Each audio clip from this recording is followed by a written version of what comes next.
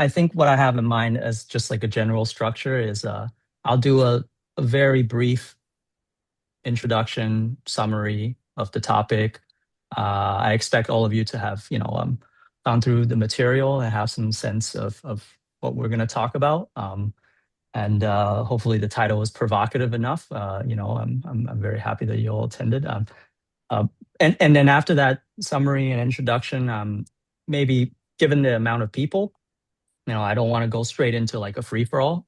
Maybe we'll do a one by one, like just a few minutes, share your thoughts about the readings, about the material, and feel free to skip if you want. But and then after that, when we go through that, we can do the free for all.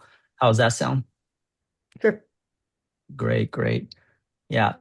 So I guess I'll start off with a little bit of a self introduction. Most of you will maybe know who I am, but for those of you that don't know, I maybe you've seen my introduction in the event page. That it's maybe one of the few introductions that's designed to be deflationary. I really don't have any expertise in science or any technical field.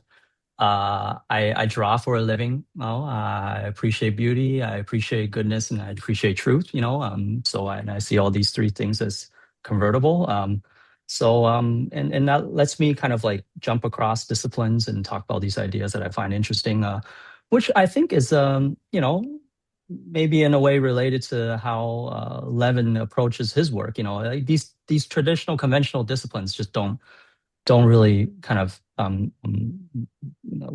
capture what he's trying to do well, right? He's a developmental biologist that is using terms like Platonic space, right? He is I think in a nutshell, in a bumper sticker way, how I would describe his work is that he's bringing back teleology and final and formal causes into biology, and into modern science. For centuries now, these were kind of like very suspect ideas. They were supposedly disproven Aristotelian vestiges, right? But the mechanistic materialist paradigm is seemingly kind of running into problems, in describing kind of what the physical world, even right in theoretical foundational physics.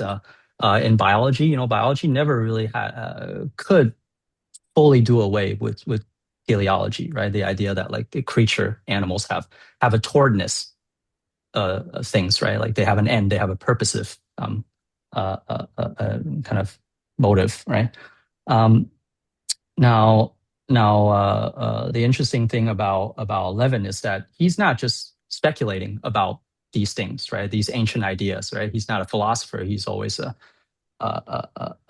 careful in saying, right? But he's informed. He uses philosophical language, and he finds them useful because he sees that they are in his experimental work, in his research, right? He finds that there's evidence for things that are kind of like the Platonic spaces. Not exactly in the way that Plato conceives of them, but they're certainly like kind of immaterial. And he notices that like the biological and even informational systems exhibit what he might call like intrinsic motivations. And then he, through experiments, he's able to kind of exclude that it's not genetics, it's not evolutionary pressure, it's not developmental history. It's something else. It's pulling from a kind of like a realm of patterns. He says, right, that is not accounted for by the current sciences, right? Like he's hoping to expand the horizons, and the research horizons on that. So this is kind of exciting, right? Like it could be a way for the sciences to kind of like get out of a doldrum, perhaps, right? Like many of you will be maybe much more informed than me as to like the current state of things, right? Now my interest in this, I have a much more of a philosophical tendency, predilection, right? So So I just find it interesting that these ancient ideas like kind of maybe never really went away, and in fact they could help us see our way out of what what I perceive to be a kind of like a, mechanistic trap, a naive physicalism, where we're kind of confusing the territory for the map for the territory, so to speak, right? Um, so I'll just leave it there, and it's gonna be quite free flow. But maybe I'll invite Erwin to share his thought first, because he mentioned that he might have to leave soon. So but yeah, like take it away, Erwin. Oh, first of all, I'm plagued when I read a scientist using non-scientific terms to kind of touch upon, as you say, immaterial and teleological issues. So that's one thing that bothered me in the interview with Lex, whatever his name is. Um, on the other hand, I happen to when I retired 15, 16 years ago, I went back and took courses. And the second year I took biology. I'm a physicist and I worked as a physical chemist, physicist for all my career. Um, and I found some work that he did rather startling. And I started to mention it, but I'll mention it. There's a particular flatworm that he worked on for years, which if you cut in water and you take a section of it and turn it in one direction and attach it to the cut in half flatworm, it'll grow a head. And then if you flip it, don't ask me exactly how he flips it, it'll grow a tail. And what he was able to do is actually take this primitive creature, and by the way, flatworms are very primitive. He was actually able to grow several heads. I found that fascinating, and his explanation, without going into detail, is it has to do with electrical gradients, polarization. So it's not simply a matter of one chemistry comes in contact with another on a cellular level and the chemicals exchange and a head grows. He he was fairly convinced it was an electrical phenomenon. I found that fascinating, and a friend of mine is a very famous cellular biologist. And I talked to him about it. He said, I don't think that's right. I think it's all chemistry. I think it's so here I'm reading Levin and I'm impressed, and here I'm talking to a world's expert on cell biology. But his experiments are fascinating. The idea that you can, on early in evolution, create a worm with four heads or something. That's a fact. Whether his explanation was true, I'd left it, but as I'm reading the interview, he starts with the idea that he's discovered some things that most biologists wouldn't have understood as an electrical phenomena per se, but he did. And then he goes on and stretches into this teleology, and there's got to be an immaterial thing. I'm not at all convinced. And I'll just give one example of what kind of bothers me in his argument. Um, as a physicist who worked at the microscale, nanosecond scale, in problems of friction wear and adhesion, sliding surfaces, I understand that if you want to understand adhesion at the molecular scale, you can do what are called molecular dynamic simulations, which allows you to see how molecules move. And molecules move very small distances, fraction of an angstrom or an angstrom at a time, the atoms and molecules. But that happens at what's called a picosecond, sub-picosecond, femtosecond scale. So we're saying that you can study something at a small length scale and a small time scale, and that'll give you some information. But if you really want to know how things slide, you have to look at them at a different physical scale. Sometimes it's a matter of moving millimeters and looking at phenomena that take milliseconds. So you construct a spatial representation with, let's say, time on one scale logarithmically and length. And what you find out is the physical phenomena that are carried out on the picosecond and um, nanometer, sub-nanometer scale, you can't carry them up to the length scales of a foot and times of seconds. So we understand that certain phenomena can only be understood within the space-time representation. He alludes to that, but they're all physical phenomena. So that if you want to understand how water flows or air flows around a wing, that's a pressure gradient. You're not studying individual atoms. You're looking at a hydrodynamic effect. And that's the idea of understanding things at scales. This is well understood in physics. I think he's saying that much of what's driving his argument is not that. You can't break it down to that. It's got to be more. And I'm saying we have no evidence in any area of science, material science, gravitational waves, subatomic particles, which suggests there's more. He's postulating something, and that's what I'm uncomfortable with. Because as a scientist, I spent 50 years looking at everything from a point of view of material. And yes, it's complicated at different scales, but I've never seen anything but material effects. David? So I I sort of started out where Shen Yu was. I was originally trained in art, and I just got a degree in computer science in Georgia Tech. So maybe I can bridge the gap a little bit or have a weird perspective. But I thought actually, and I'd had a previous interest in mathematical Platonism too.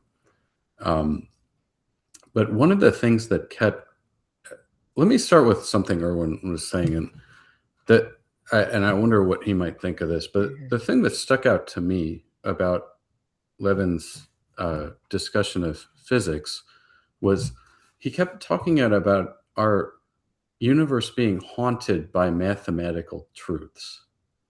And I thought that was pretty convincing when you think about, say, how Newton's laws are derived, where does Euler's number come from? It's like that's like whether you want to say that comes from a space. I mean, that's what mathematical Platonists believe. Like these numbers have an existence. Calling it a space is a little weird. Like from a, if you're used to thinking of space as like the space we live in, but spaces can be all kinds of things. They're just something you can describe dimensionally, that isn't necessarily a physical space. So I think that when talking about like the reality of those entities, like numbers and facts of logical inference and so forth, is like existing in a space, like what does that mean? That's like it's a little bit hard to say, but I did find that to be a very interesting thing, that argument about that nothing about the parameters of our universe would change, like Euler's number, for example, or like the sine function or something like that. You just like it's impossible, and yeah, I don't know what you get from that. The other thing on the more artist side of my brain, the thing that kept popping out over and over again was he was talking about figure and ground, um, in a way that people are, I think, in science and are not used to thinking about. When he kept saying like maybe the patterns are the organism, and what we think of as like the hardware is the scratch pad. I'm like, that's a figure ground argument, and he made all these throughout the thing, and to me that's it's almost like I wonder if causally it's possible that neither one is primary. Like maybe they just go together. But Would you repeat? I wasn't quite sure what you said about, repeat that last thing about patterns in space. I didn't quite well, understand what you said. so uh like he used the more provocative example was like maybe our kind of thoughts exist. And then he used this like the very spooky word like ingression. They are an ingression into our physical world, and they kind of use our neurons as a scratch pad. Like he used that vocabulary, but that's, to me, that's a figure ground argument. It's like either way, it assumes you could have one without the other, and I don't know if either is right, but I do think that there is no satisfactory explanation of like how consciousness relates to the physical structure of the brain that has ever made any sense to me. Like it just seems like it's equally as hand wavy if you say the neurons are primary and then there's consciousness for some reason. There's no one's proposed such a reason that I've heard that's convincing. So I don't know. It seems equally plausible that the pattern is primary. And yeah, I don't know. And like it seems plausible that some, from that definition of mathematical truths and the kind of deductive process you get once you kind of crack one open, you end up with a lot more like that. I don't know, that stuck with me too. And like it's interesting, like Levin has this weird personal language in the way that someone like Heidegger has or something, where he'll keep talking about like these phrases like free lunch. Like when he's saying you get all this stuff for free or you get a free lunch, what he's talking about is everything that mathematicians and scientists have done for all of time. Like that's what he means by a free lunch, which is a funny way of describing it. But I mean, if you believe these are truths discovered rather than invented, it sort of May I make one comment about that? And that is one of the most difficult things that physicists, and they rely on mathematicians to do, is explain what they see, what they're able to measure. Einstein's theory of general relativity is a classic example where he had to struggle for 8 or 10 years to find the mathematics that could account for his energy and mass kind of thing. He struggled, but he did find the math. Someone else, several other people had worked it out. Minkowski is a name associated with the space, but he was able to associate a math. It's not as though the pattern was there and it drove mass and energy. He found these mental experiments that were then described by math. So I think it's important to recognize that patterns really are there. And scientists have always relied on math to account for them.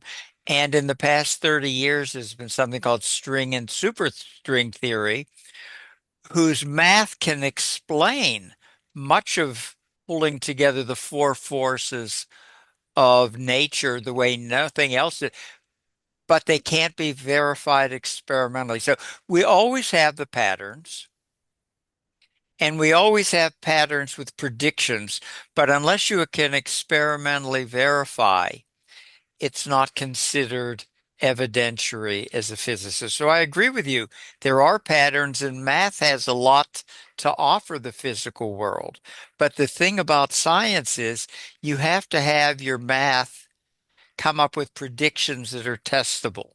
And this has worked for so long that I have a hard time throwing it out because, yes, we don't have a physical basis for the subconscious and things like that. Just because we don't do it, it doesn't mean you have to leave the physical realm.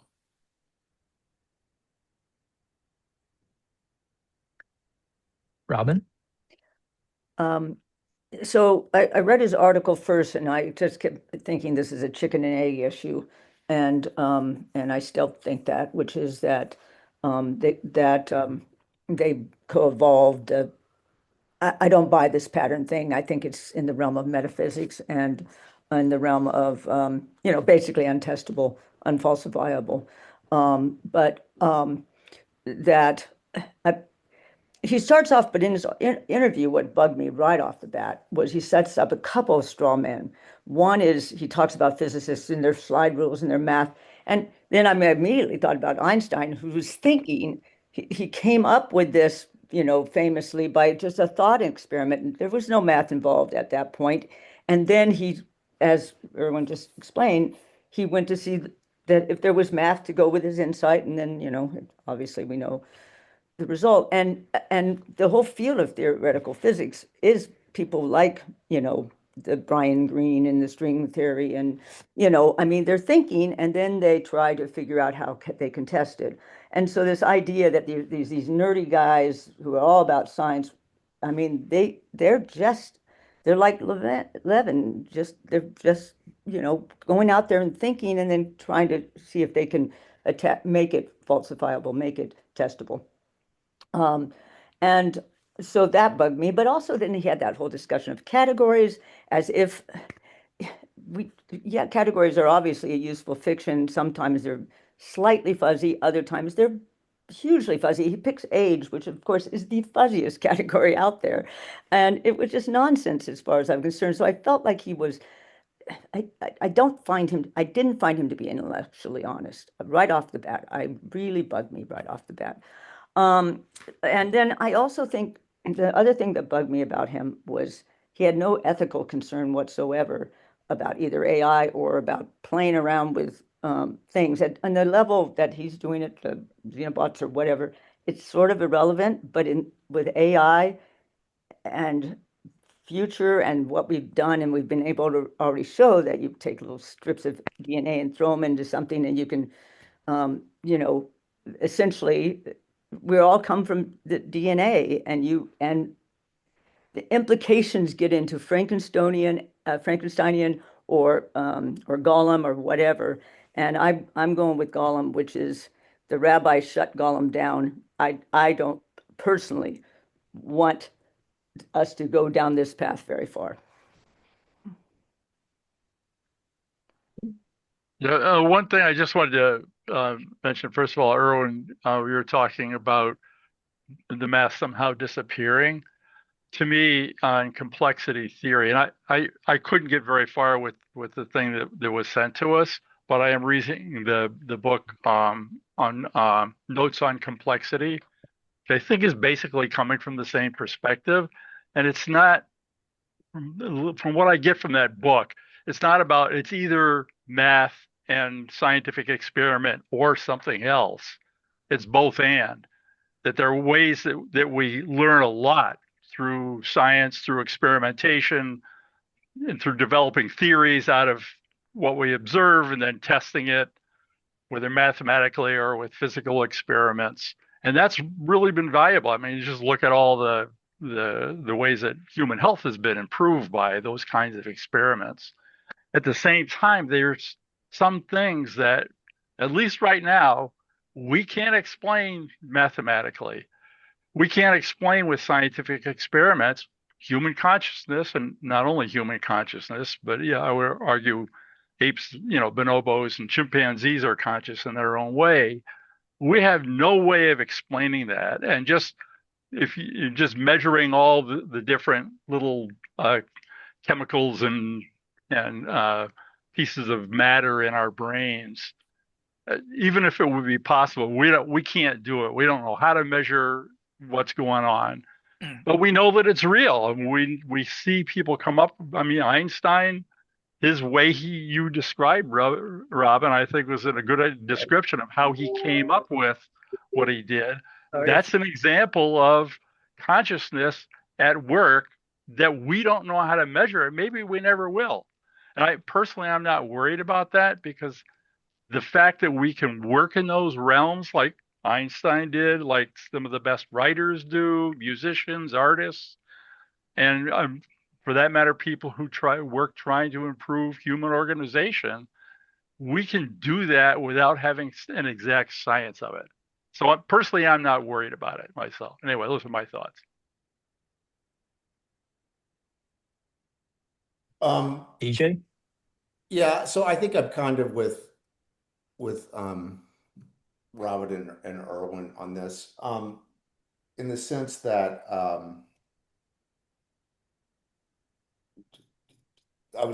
mathematical truths, they exist outside the universe, but I don't think they do, actually. I think they only exist in the human mind. And therefore, this universe has produced matter that produces these theorems, right? And the word purpose doesn't exist anywhere in the universe except in the human mind. And so, to the point about measuring consciousness, yeah, I agree. It's a very hard problem. Maybe we'll never solve it. But there are other like related hard problems that we can sort of measure, but when you try to pin them down, it's really hard, like psychology. Like we know it exists. We know that there's personality types. We know that there's sort of patterns of some combination of genetics and upbringing and just like interpersonal communication that produce certain behaviors. So we know it exists, but like I remember hearing an interview with Paul Bloom where he said he thought psychology was, pre-Copernican. I mean, we've done so much research into psychology, but we still really just don't know very much. And so it just feels like I think it's an interesting thought experiment to talk about Platonic spaces and things like that.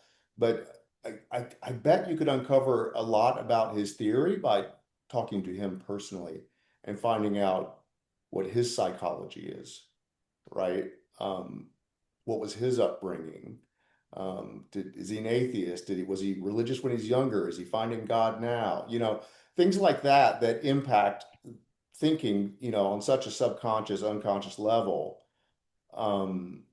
that there's an attractor, toward a theory, toward an idea like purpose, that sort of, backfill, which he feels compelled to backfill with a more scientific sounding theory.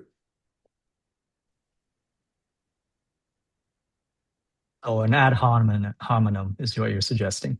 Yeah. Well, An ad hominem analysis definitely of the Levin's hominem work. part, Yeah. the homo part, right? It's still none of this exists outside the human consciousness, right? Well, And it's possible. Okay, sorry. I shouldn't have even broke, but yes, we'll try to do the round robin first. Yeah. Okay. Yeah.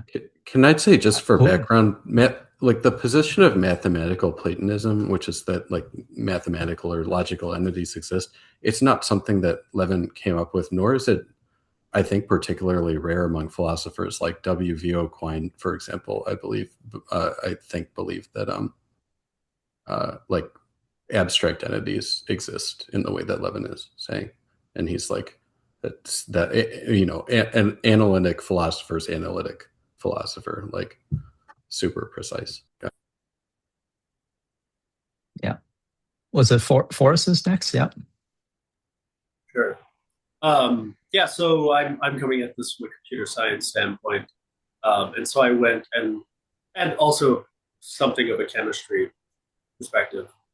So I went and looked through a bunch of his papers after the Sweet podcast. And I think going to what Robin said, I came across the feeling that he was intellectually dishonest. He spends a lot of time about the sorting algorithms, right? He gives the very basic example of bubble sort. You basically look at two pairs, you just swap them if one's lower than the other, and you do this and you get a sorted array. And he says, you add this barrier, but you go and look at the paper and you're actually changing the algorithm, right?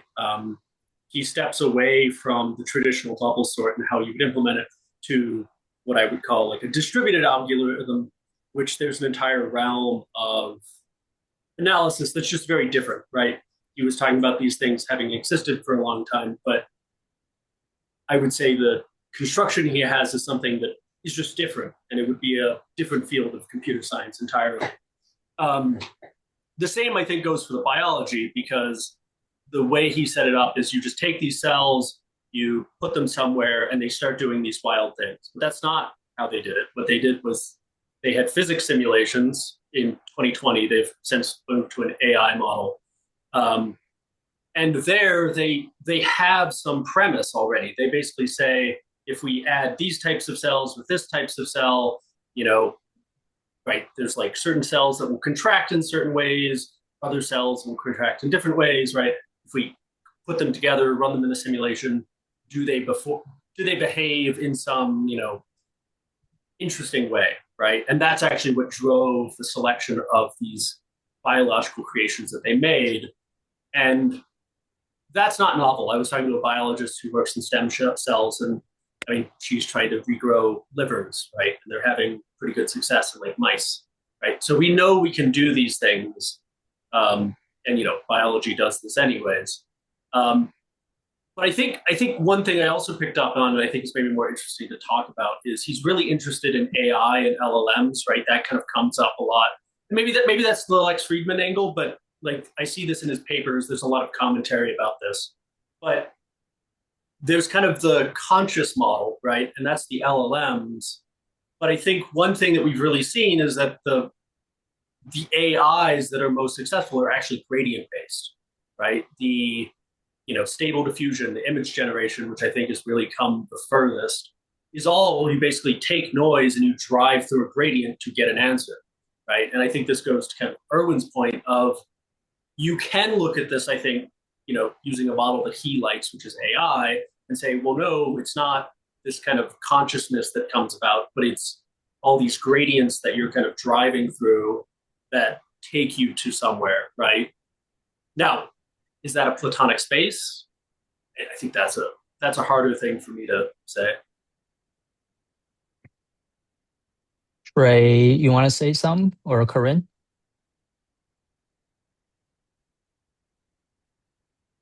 Sure, I can say something. I would just be honest, I'm here more to learn with an sounds kind of cliche to say an open mind. I have the science background, but also the love of the arts. So kind of coming from the other direction, like career scientist, engineer, computer science, but loving philosophy and ideas. And I would say that for yeah, I'm honestly, I started listening to the lecture, but I just didn't really grab me. But I tried to read, I read the paper and found that very interesting. But honest, this was some of the unique introduction to things like I hadn't heard of some of the concepts. So I'm more here to learn and understand, and I'm not sure if I agree or disagree. I'm more wanting to just find out, understand better what he was saying.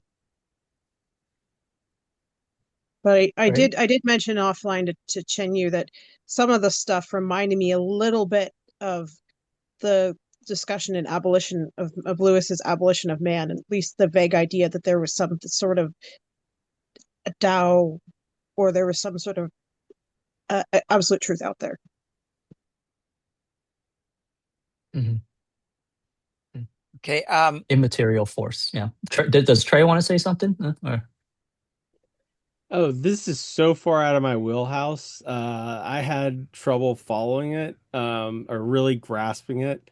I got it here and there. I found it was an interesting listen, but it's like I also kind of picked up on. Um, I was wondering. It's like it sounds a lot of it's what he's trying to do sounds great in theory, but it also sounds like he's like, this is what I think will work, and this is where I think we'll make some leaps, but at the same time, it may all be totally wrong.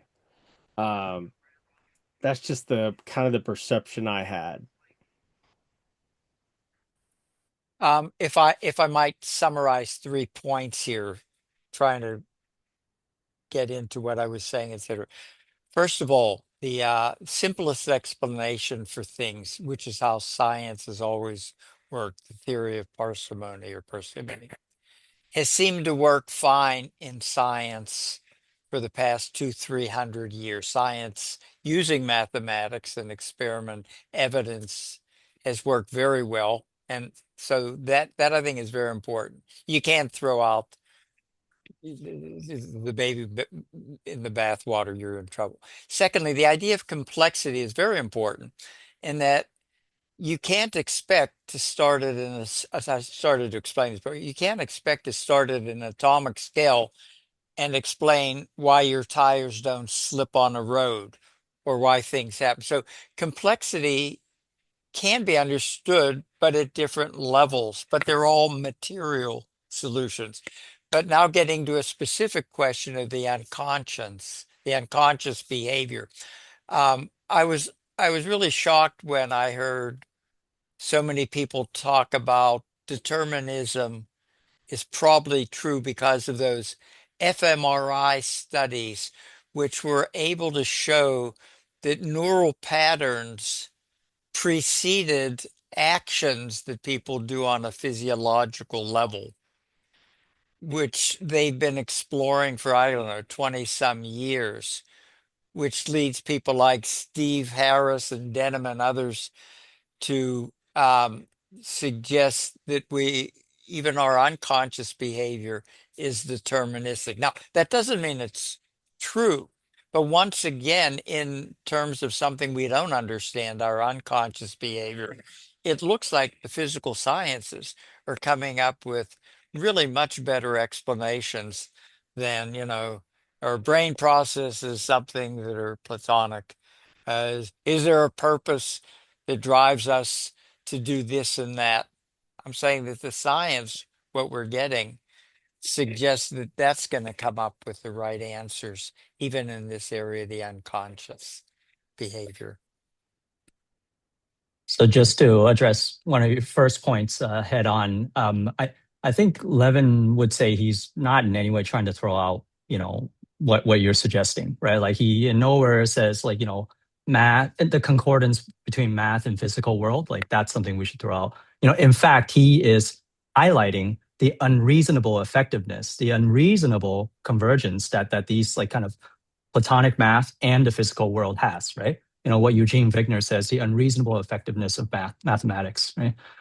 So he would point one. What he is objecting to is this kind of naive materialism, naive physicalism, in the sense that like everything can be described, including actually even physicists will acknowledge that like pretty much anything that human beings care about, I like to call them the three M's, like music, meaning, and metaphysics.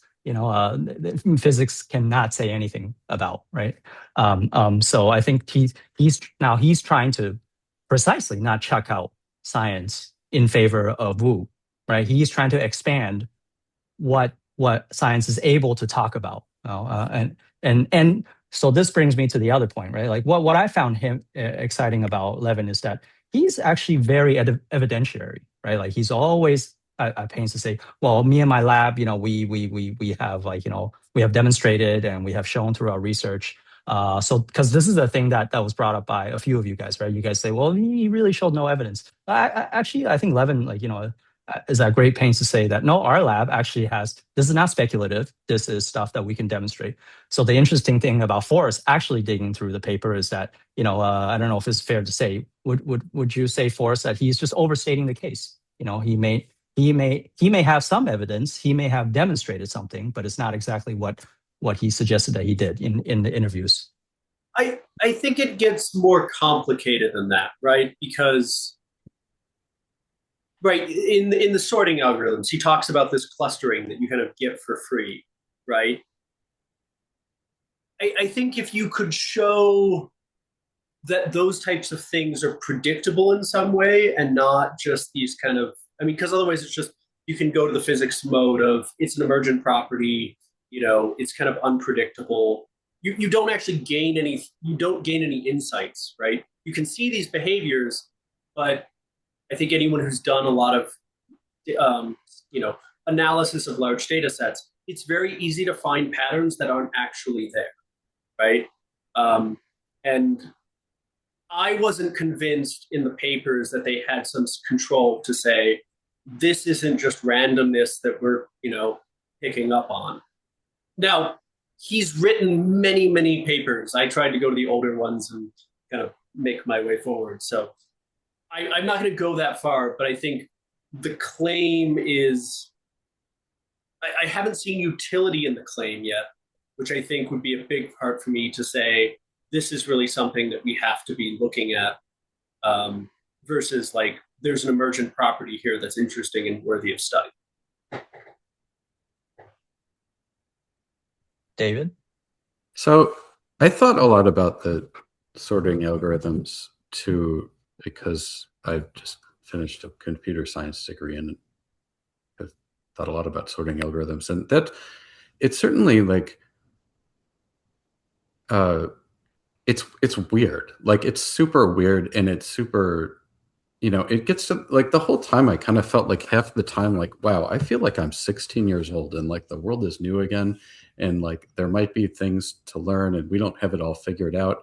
And then the other half of the time I'm like, this guy may be the greatest like charlatan who was like ever born. And like it's sort of like, but I think on some level, right, it's like he does have a talent for reducing things to something very simple to poke at a question. And like the sorting algorithms and the kind of human embryo were both examples of this, where it's like if you really believe like a kind of naive mechanistic view of the universe, that just kind of we've got life is kind of these biological machines, and somehow through emergence, which I think he was right to mock, adds up to something more. There's some phase change that we can't ever identify.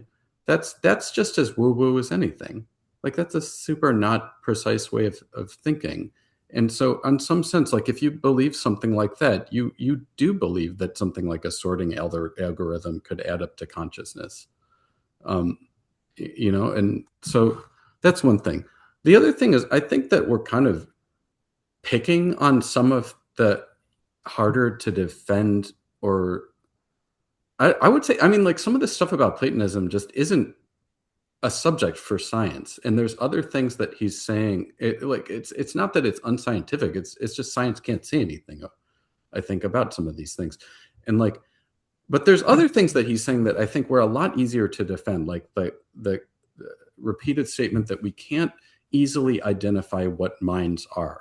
Like we have this idea about that, and it's kind of like chauvinistic actually, and it's too like it's too much based on the, like as he would say, n of one example of humans, and we're looking for more stuff like us. And it very much brought to my, like, I don't know if anyone has ever read, there's a Polish, I think he's a Polish science fiction writer, Stanislaw Lem, and he wrote a bunch of books about alien contact that were much on this principle. Like there's a really good one called Fiasco or Solaris. They made a couple films out of that, and that seemed very plausible to me, that there's, I'm like, that there are sort of patterns of order in the universe that have computational properties and have awareness that we can't identify even on our own world. Mhm. Yeah, he says we have a severe mind blindness. Yeah, and I like your term too. We have a sort of like anthropocentric chauvinism. Yeah, with regards to what entities have or don't have consciousness. DJ. Yeah, real quick. I mean, I don't think the guy's a charlatan by any means. Um, but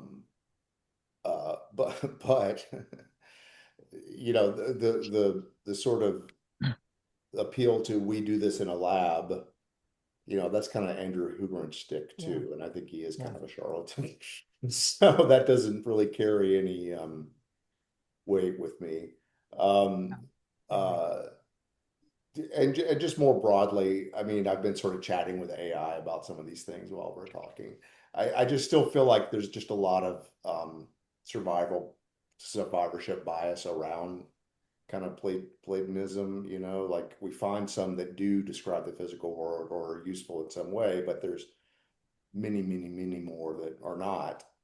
And in a different physical universe, there might be many, many, many more that are not. So it's just I keep coming back to the word purpose or teleology again. That only exists in the human mind, and so you could say, well, the universe produces the concept of purpose, and then we use that concept to try to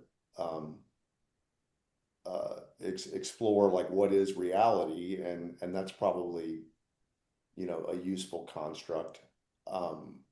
But I just don't really know where that gets you. It's like David's point. I don't really feel like that's science. It's just kind of an infinite recursive loop of what is causality and stuff like that. So. As I mentioned, I'm going to have to leave shortly, but I'll ask to Chen Yu and anyone can answer. from my point of view, I remain agnostic to all of these things that he's talking about because it's unless you give me the evidence, uh, the psychobabble kind of stuff really turns me up. But Chenyu, is there one thing that he taught you that gives you a better view of how the world works that I missed? I'm really thinking very narrowly. I didn't like it. What is it that he taught you that helps you see the world that you wouldn't just thinking about the science and engineering world? Uh, I think I'll just like repeat basically what David said. If we imagine that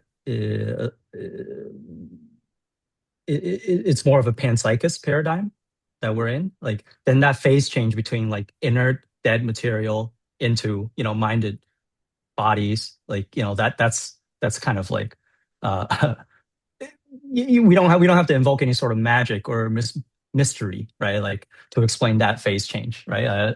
And he's certainly not the only one that's trying to close that gap. And that increasingly this is starting to look like the black hole, right? Like that modern science is unable to approach.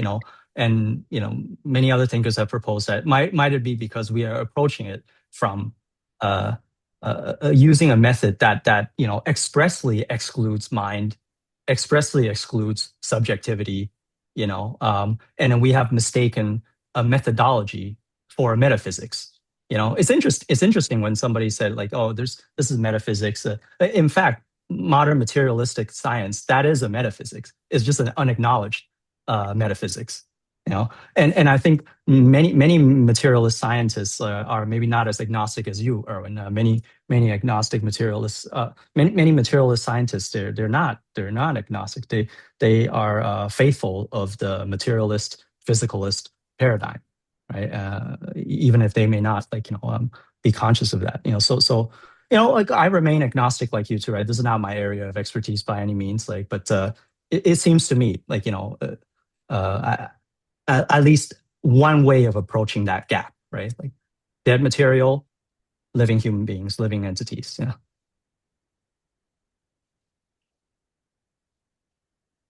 Robin? I would be interested, if you do another salon, to just go directly to kind of this issue of consciousness, because obviously this is not his expertise, and there are people with a lot more expertise on that who are trying to make, figure it out. And I think some people think they've gotten pretty far. A friend of mine who's been studying consciousness for 50 years feels like they're close to being able to. In what discipline, if you don't mind me asking? He's what's the word for self-taught and autodidact? He's an autodidactic person. Okay. He worked, but he's had a lot of published papers as a non. But he's just a. He worked physically. He worked on microscopic stuff in a lab, and now then started making Parkinson's implants for money. But anyway, he is pointing me to a couple of consciousness books where he really thinks that we're getting close to understanding how consciousness arrives. Anyway, something like that, or the issue of free will is always interesting, but both of which are part of this discussion. But when I say it's unfalsifiable, I'm not talking about little pieces that, oh, here's a pattern. That's obviously lab. I just don't think his big concept is something that you could ever prove. It will always remain in the realm of God, or it's nothing that's going to come up with a mathematical formula. But if it did, then of course I would not be agnostic. But at this point, it doesn't feel that much different than the concept of any God or multiple universes or whatever that haven't yet been proven. Emily? Well, the way that this kind of discussion really excites me personally is when it has to do how we interact as human beings. So in my experience, this is my belief, I don't have a big mathematical theory for it, but we all have theories about how to interact with other people to solve problems and to move through the world as easily as we can. And most of the time, we're not consciously aware of that theory or construct or belief about how to be successful that we act on. And I believe that even if we have those theories, that the way we enact them depends very much on the people with whom we're interacting. So let me give you one example where that comes up for me, which there was this experiment I read about 2 or 3 months ago. This guy did and repeated it many times over. He had like 6 or 7 or 8 Confederates who came into a room and one person who wasn't in on what they were doing. And he showed these pictures and which two are the same. And the Confederates all said, oh yeah, these two are the same, when they're clearly not, if you really look at them. And the people who were not in the know, most of the time would go along with the Confederates and agree to it, even though when asked later, they would say, well, I wasn't sure, which demonstrates that sometimes under some conditions we're under pressure. These people who were not in the know didn't know the other people. They didn't have relationships with them. So they're worrying about, do I look stupid or what? High percentage of time they go along. Now, if you take real organizations, in some organizations, yeah, everybody does go along with something, even though they think it's really a stupid thing to do, and the organization ends up making big mistakes, then going back and trying to fix them.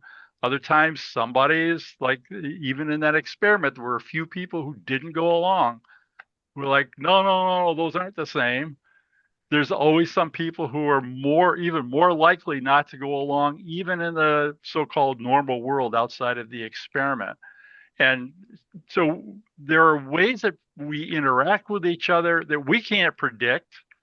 There's no science that tells us, oh, if only I knew what your Enneagram was or whatever, whichever one you want to pick, then I could know exactly how you're going to react. We just can't predict in that way, because our who we are as people, how we think and react is not that easy to define and predict, and how people, when they get into a specific social situation, are going to interact is just not that easy to predict. That's where that we don't know, and we don't even know if we'll ever be able to know. It may be we always just have to figure it out in the moment, have a few theories that help us say, well, don't set up the organization exactly this way, because it's probably going to go wrong. Do it this way, you got a better chance of things being successful. Anyway, that's my view on it. David? So what Emily said about going along with the organization, it tripped this memory I had from the interview with that. It's probably not unique to Levin, but the way he described cancer is like a cell that's just no longer functioning as though it's part of the body and it's doing its own thing. And that, to me, it had this such profound resonance with the idea of individualism versus being like more communal theories of society. And like, I don't know what else to say about that, but it just stuck with me watching it.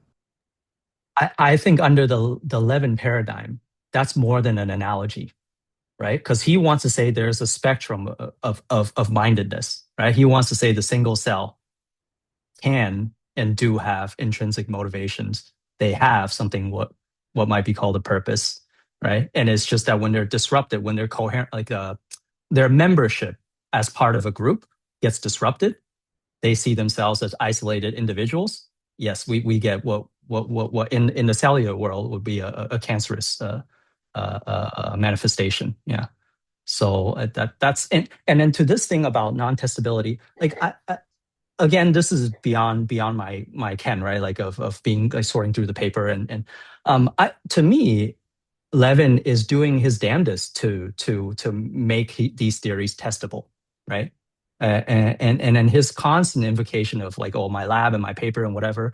Even if we think he is like, fabricating this, that's a paper trail, right? That's a paper trail that will end up biting him in the ass, right? Like when it comes up again that he needs to apply for funding or whatever, like look, I remain agnostic, but he at least is brave, is courageous enough or foolish enough, right, to submit these papers for analysis. And to me that's exciting. Like whether he goes anywhere, we'll see. We have no idea. Yeah. But he's certainly put himself out there for scrutiny, or his lab's work up for scrutiny. Yeah. Forrest? Yeah. So very quickly, just because I told Shen this a while back when this first came up. Most frauds in academia are actually experimental. They're never theory, because you can't fake theory. You can fake experiments. I'm not saying that's what's happening here, but that's a lot of what led me to have more scrutiny. But I think the cancer example, right? So I work making cancer drugs, kind of. And you can take, you make a small mutation on a protein, all of a sudden, it basically won't release ATP, overconsumes, it does something, aggregates, kills the person, right? But you can basically find, you can take drugs, right? You can take a TYK2 inhibitor and you won't have cancer that's caused by TYK2 anymore, right? But there's all these biological pathways. I think it was David who said, right, like the entirely mechanistic world. Like no biologist I know sees things as like, it's never that simple, right? Because there's a million pathways, there's a million redundancies. And so, I've seen drugs where it's like, we know it's this pathway, we know like it causes cancer.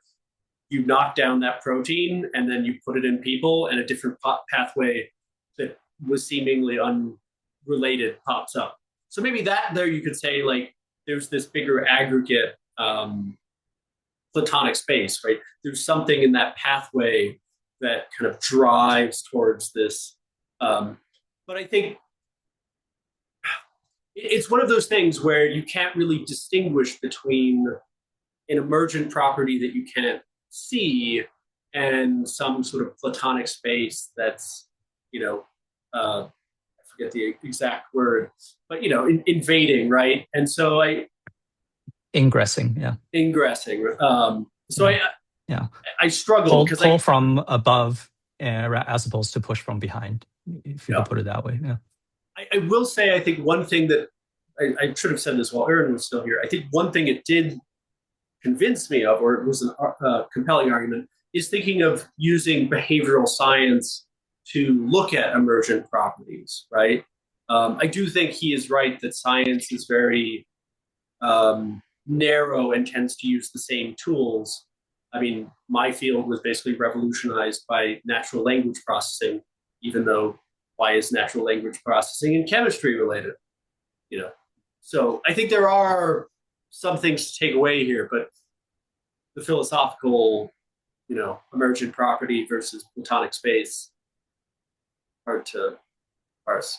Well, and this is something he brings up, right? Just quickly, like he says, there is. It's not that he's trying to flatten philosophy and science, but he's saying that like just philosophy can drive where science goes, Sure. and it can also foreclose, paths where science may go, right? Like if you have the wrong philosophy, and I think there's countless theoretical physicists that are saying that this may be the case, in their own respective fields. So I think he's trying to do the same for biology. Yeah. I want to be really specific. When I said like that, the bit about the mechanistic process, I don't mean like, I mean like at no level of complexity, right? Like I don't mean a simple, like what biologists think about is as simple as a sorting algorithm. That's not what I'm trying to say. I'm saying you could have something that's a million trillion times more complex than a sorting algorithm, but it's still just computation, right? It's things following laws deterministically. There's no reason to think at some scale that creates something like consciousness, right? That's like fairyland craziness. It's like if you want to like, I mean, I guess you could say it's something like critical mass, right? But it's like, but that's critical mass is pretty easy to explain, like why there's that, you know, I don't know if you call it, I don't know enough about physics, but like it's some kind of a phase change. But that's like it's a pretty simple concept, right? Like, and there's like, I haven't seen anyone with a pretty simple way that somehow a system becomes so complex that it achieves this thing that like is like it seems to have nothing to do with it. Like, yeah, the criticism of naive mechanistic materialism is not that it's not complex, lacking complexity, or proposes that everything is predictable. It's rather that there's something, a qualitative difference, right? As David is suggesting, between, like, because there are complex systems that we know, we have good reason to think that it's, you know, like it has any mental agency, right? Like a double jointed pendulum, you know, can create unpredictable patterns, right? Like, you know, there are many chaotic deterministic systems that are very simple, but they create like infinitely complex patterns.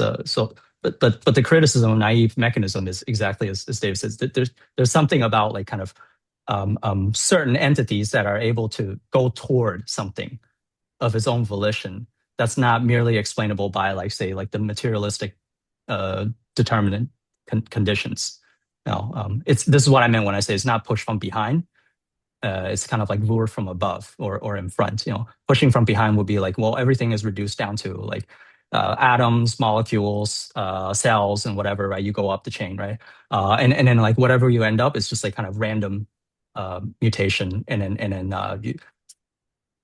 but you know, through his experiments with xenobots and anthrobots, he wants to say, no, there's something between contingency and necessity.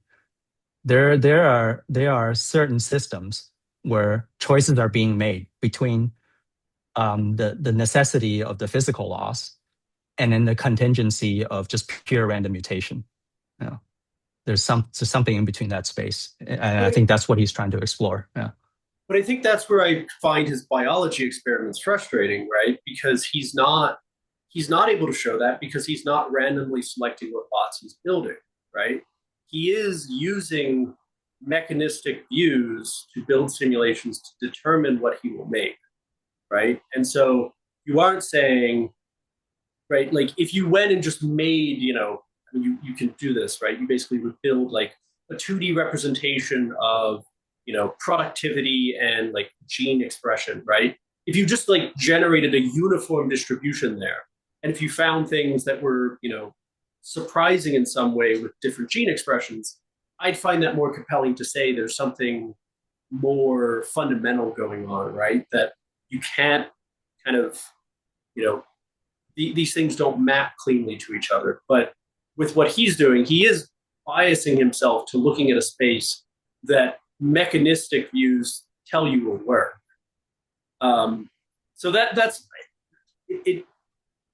And again, I'm not like, I think this is just the distinction between, you know, there's a Platonic space that's ingressing, and, you know, it's an emergent property that we just don't understand because it's so complex. It's not testable. I mean, this has been said many times.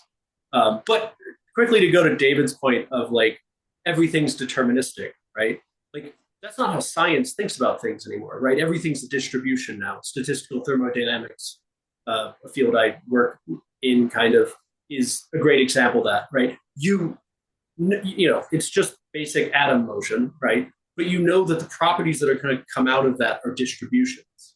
And, you know, you can't, it gets very complicated, but we don't look at things as deterministic because you have a million things that are all doing deterministic things that then have an interplay, which then have other effects. And I get the criticism of mechanism, but like the criticism is more one that doesn't sit with myself as a conscious being, but as a thinking being, I have to go, but I can see how just mechanism and, you know, random distributions can kind of create things I wouldn't expect. what do you believe that, like, so like von Neumann didn't believe that randomness existed in the universe. And I agree with him that there's no evidence for that, because like, do you believe that? I mean, to me, randomness is not a property of the universe. It's a property of the human mind's understanding of things and our uncertainty. Sure. Do I believe in randomness? This is a more deeper question than I was thought. So are you saying von Neumann kind of like biases towards that they're like the teleological view? Like, yeah, I mean, like, and I don't think he's like, well, I mean, like, this is like sort of reverse ad hominem argument, right? But it's like, you know, Erdos too, right? Like Erdos believed that God like knew all the proofs and he was keeping them from him. And he called God the supreme fascist because of this, right? Like it's like, there's a lot of really smart people that have their basic understanding of the world is closer to Levin's than to the kind of like standard mechanistic kind of scientific worldview that, or I don't know, like the pop science version of it at least. Can I ask? Oh, go ahead. Sorry. Yeah. I guess the way I would put it, right, is everything's a distribution, right? When an atom interacts with another atom, there's a distribution that can take place there, right? I mean, let's say it's deterministic in some sense, but you know, there's a lot of different degrees of freedom, different velocities, etc., right? And it's a Boltzmann distribution. There's, you know, the bulk of the distribution, and then there's the long tail, right? If you have enough of these long tail events overlap, right, you do create rare events, right? And I think this gets to Erwin's point of like, what you see at a nanosecond isn't what you see at a microsecond scale, right? Because you need these very low probability events to kind of coordinate to create something. Whether or not that's randomness, I don't know. I would probably say no, because I like to think of things in equations, which aren't random. But there's still a lot of there's still the great potential for unlikely events when you get a series of deterministic but probabilistic outcomes. But I mean, like, walk it back a step, right? You started with a distribution, right? It's like reality isn't a distribution, right? A distribution is part of a mathematical model that you're using to explain reality, right? Like it's like. I mean, I guess then the question becomes, how do you measure these things, right? I mean, if you can't measure it, how do you interpret it, right? I guess you can go to a metaphysics that is kind of, I don't know, motivated, right? You want to kind of see the world in a specific way that has to be consistent with what you can measure.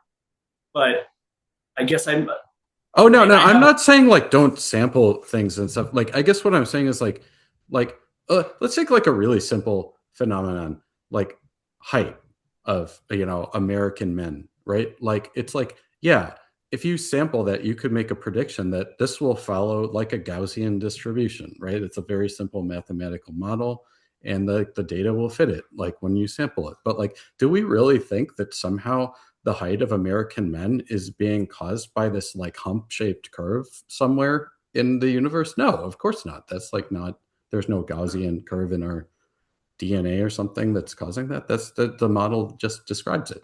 But I that's the, I guess I wouldn't think about it that way, right? Because I think that's the wrong way to think of the utility of distributions. Distributions are useful for interpreting things. They are not, you know, I mean, it's like all of math and science, right? You find something that disproves your distribution, right? That distribution then goes out the window and you have to come up with something else, right? So reality has to be the ground truth, but I think you can still use the sampling that you take to inform how you see the world unless you see otherwise.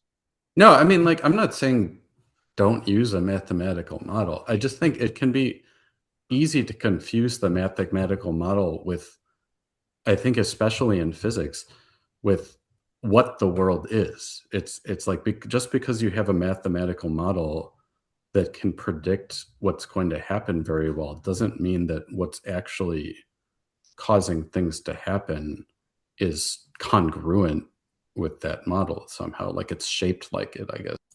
No, and I 100% agree. And I think that's, I mean, if that's what people take away from Levin, I think that's a good thing for science. I wouldn't have come away with that conclusion, but I think that's, I'm not sure I got that from Levin. I mean, I don't know if he would agree with that or not. Yes, we've. Mm-hmm. Well, why is, if you could answer me, like, why is distribution not deterministic? I mean, this is probabilistic distribution you're talking about? Yeah. Well, in the sense of, right, like, you take a glass of water and stir it, right? Like, theoretically, right, you could freeze it all in time, and you could, like, watch two particles bounce off each other, right? But, like, you look at all of those different particles, right, and, like, where they all move, it's going to be a distribution, right? Like, yeah. And so that's, I think, the way of, like, I don't think that's, I think that's deterministic in a certain sense, given a specific state, right? But obviously we have time, so everything kind of, it's a bunch of time slices of deterministic steps. Oh, I think in the way that we're talking about it, it's just a distribution in terms of, like, it's just a way of looking at the properties of some population statistically. We're not even necessarily talking about creating a model in this usage of it. And yeah, I mean, that's fine. There's a distribution, sure. Well, it's kind of interesting you use that example, David, because I was reading from somebody else that they do genome-wide association studies now, and one on height. It turns out that it seems like, I think it was 100 pieces of our DNA that seem to be strongly associated with the height we end up with.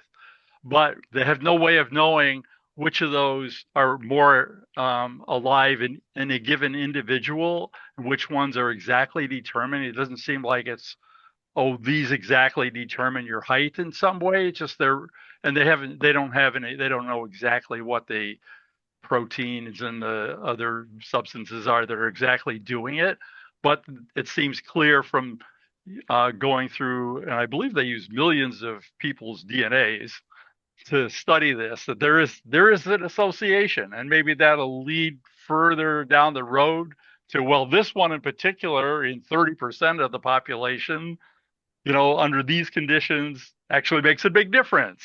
Maybe we'll come to the point where we have that. We don't know that.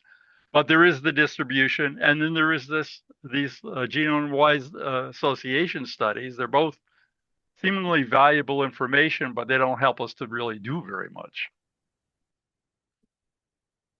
I think that I agree with your point, and I don't mean make this sound like you're disagreeing, but I think it's always important to remember, right, correlation and causation are not the same. I mean, this is a very basic thing they teach you in school, right? And I think, a very basic example, right? We look up at the stars, which I'm going to say are randomly placed for, whether they're deterministically placed there or, whatnot. But we see patterns, right? People are very good at seeing patterns.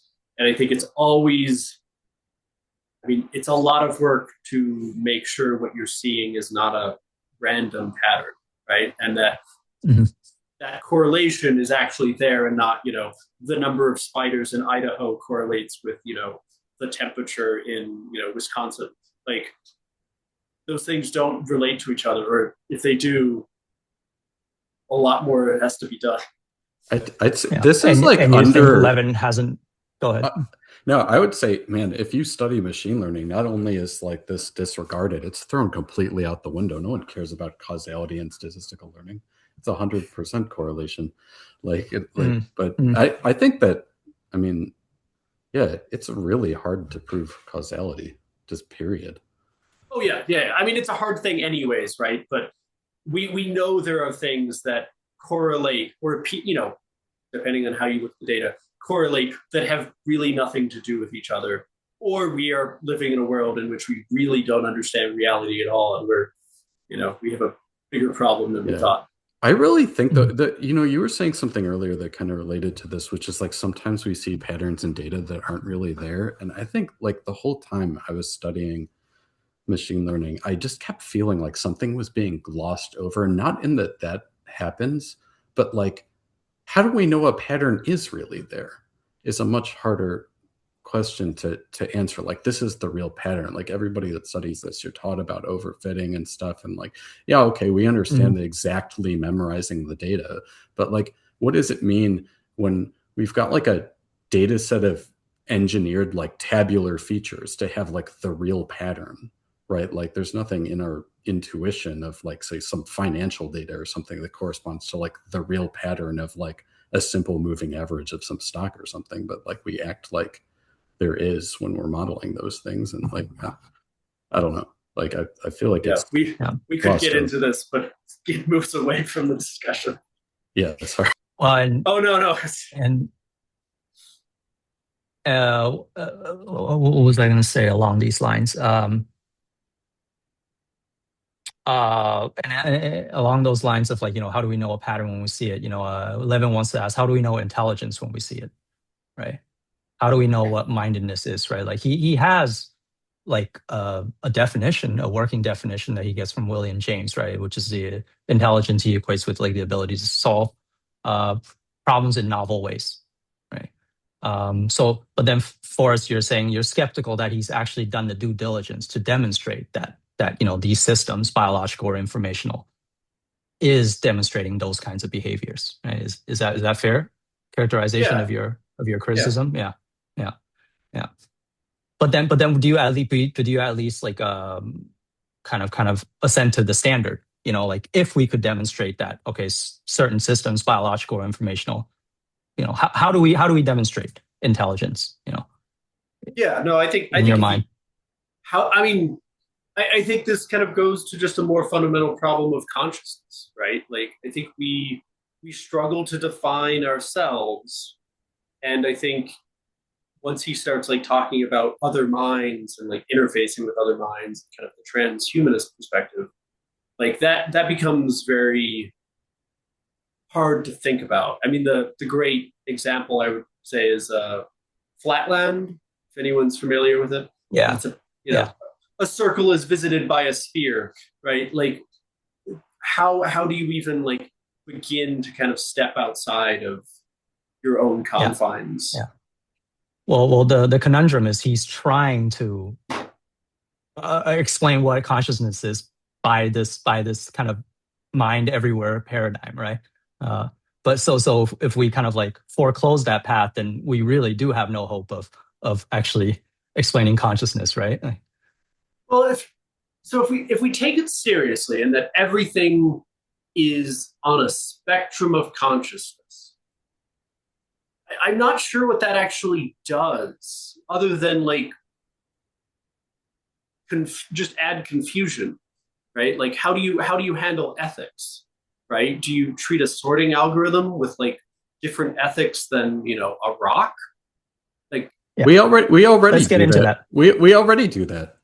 Not with sorting algorithms. Yeah. We do it with animals. Animals are like people. Yeah.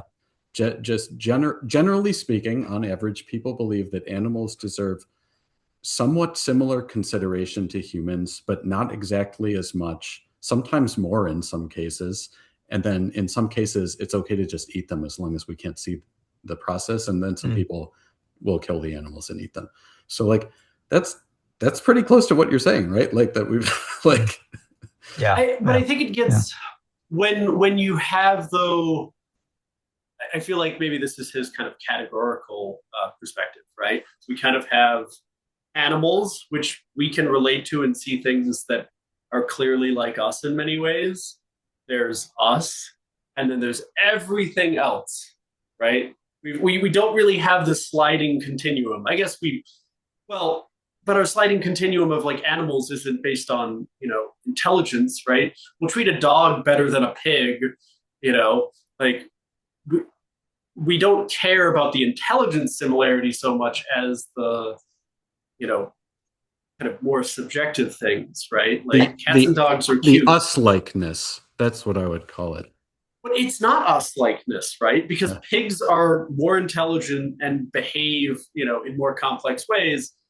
But cats and dogs are cute, like babies. I guess maybe you could say it's The 'cause they're like sycophantic dog thing is very important. They love you.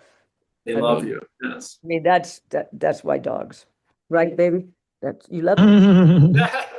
Seriously, I mean, dogs Yes. have this obviously co-evolved to, make us suckers for them, and Oh, they've I done know. it. Some But people have pigs for pets too. have we really, like, seriously though, I want to stick with this animal thing for a second, because I think that like a lot of what Levin's saying that's controversial is in fact already baked in at the level of how do humans think about ourselves compared to animals. Because I think, like for a long time, right, there was a very like, like strong view in that like people are one category and animals, like any other animal that isn't a human being, is like not going to have any like consciousness in the way that we have it. And like probably like if you ask people intellectually now, it's like, do you believe that? Probably most people don't believe that anymore, right? Like we probably think our dogs are like sort of conscious in a very similar way to us, but we don't like we don't act like that's true in many ways, right? Like if consciousness is actually like this kind of special thing that gives it, like it's like a drop of God inside us or something, that's not like how we actually treat animals. And I'm not like, I eat meat and stuff, like I'm not a vegan or anything like that, but I think it's that there's something weird there that's like it already at that level so close to human beings that's not We really already have like a kind of cognitive spectrum that we're working with like the amount of like moral status we accord to different beings. We already do that, and then Levin is kind of just like trying to expand that circle in some ways. And he does get into this, not in this interview, but he does say like, if this I don't know, mind everywhere thing turns out to be true, yeah, we kind of like, have to rethink how we treat our, I don't know, these artificial entities maybe, and whatnot. Yeah. I do think it's a little bit out there, like, because he even applies this to like, oh, what about a hurricane? Like, what does it mean that to could be a form of mistreat mindedness. Yeah. a sorting algorithm? Like don't feed it Yeah. unless it's reversed or something, like what? Give Yeah. it nice, clean data that's easily sorted. Right. Yeah. As the whole AI thing in terms of, he's not transhumanist, but he sort of adjacent to it. He seems very comfortable with sort of messing around with things in a way that makes me uncomfortable. But the thing about AI is, are we going to decide it is a being, or is it going to, be like corporations? The thing is, we're just at the beginning of AI, and down the road, he seems extremely more comfortable than I am with, oh, we'll have this communication between humans and AI and so forth. And I'm sitting there going, no, we really should think about AI a lot more than he seems like he wants to. So that was another. I suspect he wants people to think about it, but maybe it's just not that's not his what he's concerned with. I because like the reason why I don't think he's a thoroughgoing transhumanist is that I don't think he's trying to prescribe a transhumanist. Right, he's not trying to improve humans. He's actually trying to broaden. Well, if I take him for his to improve us. He's not morphic, morphic lover. If I take his word for it, right, I think what he's trying to do is just describe what he sees the science is leading him. He's seeing that like, okay, we have evidence that there's mindedness in more places than we think. And given that, okay, there you go, philosophers, but I don't know, right? I'm not going to go into his mind and what he's thinking, but yeah. I've got a guess about the AI. Like honestly, like he started out as a computer scientist. I know he's not lying about this because he made an offhand reference to simulated annealing. Okay, like so, like this, he really is like, and then like he's made some offhand references to like basically like rationalist inside baseball.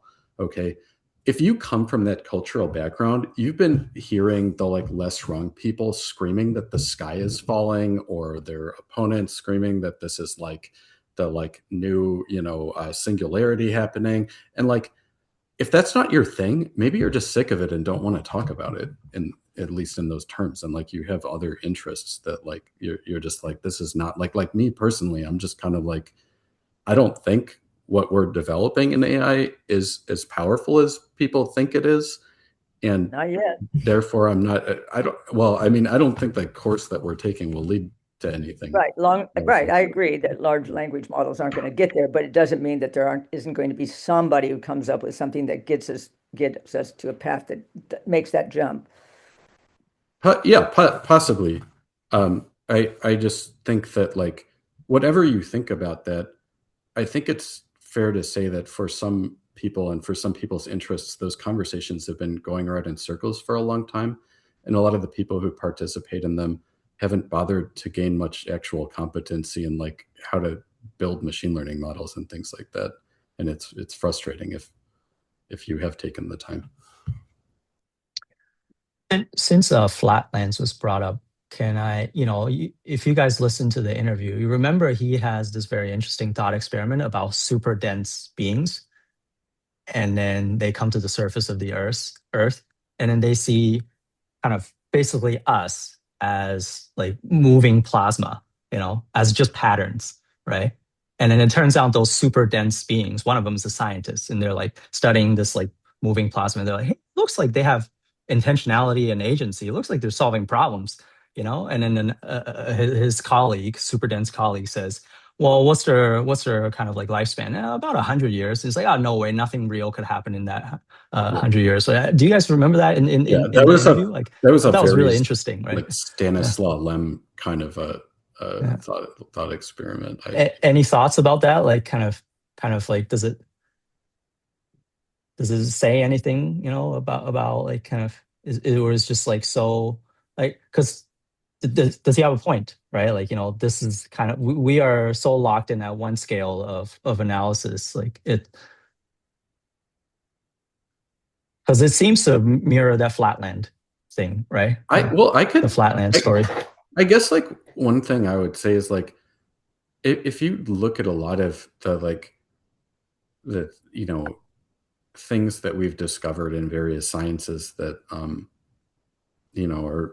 lots of thousands of scientists around the world or more are working on all the time, and they have they're very experimentally verified, they're very predictable. If you like describe them to someone before some of these paradigms came around, a lot of them would seem kind of ridiculous or very speculative. Like like one of the weirdest things is that like the like DNA is not that old, right, as a concept. That's like during my parents' lifetime this was discovered, and actually the theory of cellular automaton computer science predates it.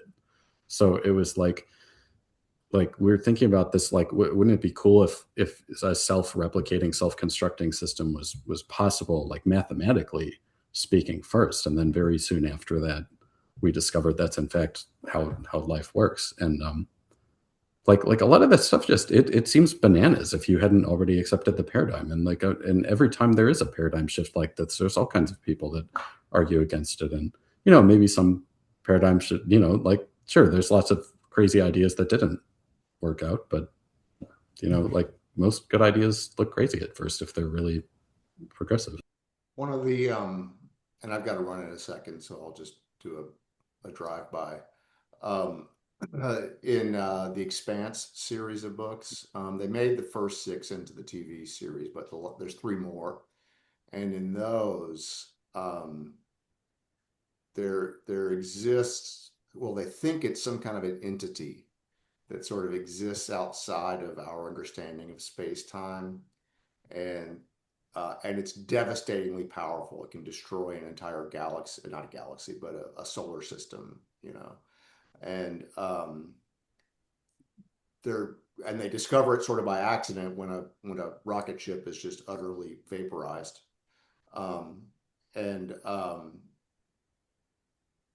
they're just sort of getting at, one guy kind of wants to test it, and he's like, is this thing alive or dead? Let's do some game theory, and basically it does some provocative acts to see if it responds, and if it does respond, is it something we can negotiate with, and they never really answer the question.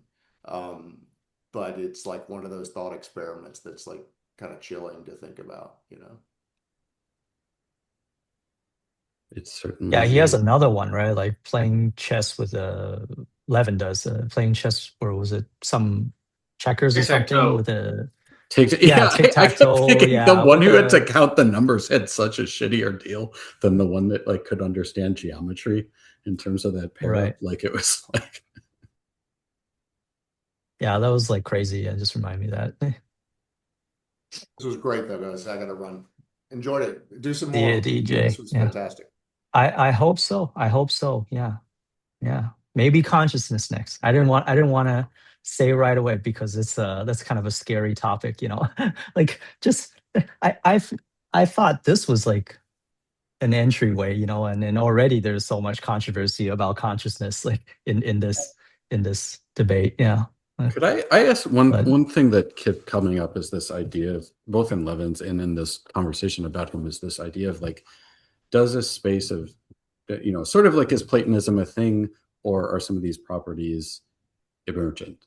And I wonder how much this is it's a semantic argument, right? Like it's like one thing that keeps coming up like with emergence that I kept thinking about is, I don't know if anyone knows the concept of spandrels in biology or originally it comes from architecture, that there's in a Gothic vaulting system, you have these arches and they come together in a corner, and then there's an area between the arches that is sort of a negative space, right? And that's called a spandrel.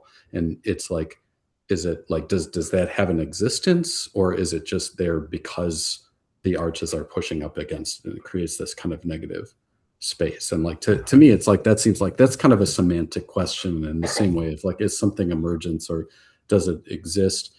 Is is it a semantic question, or is it like to some degree? I kind of, when I think about some things that seem like maybe they're emergent, sometimes they just seem like so spooky that you wonder, like there's like on the topic of the machine learning, I don't like, I did some one of the classes I took at Georgia Tech, we did a whole thing about explainability of image models in one of the classes. So it's like these models they're designed to, you take in an image and you give it a category.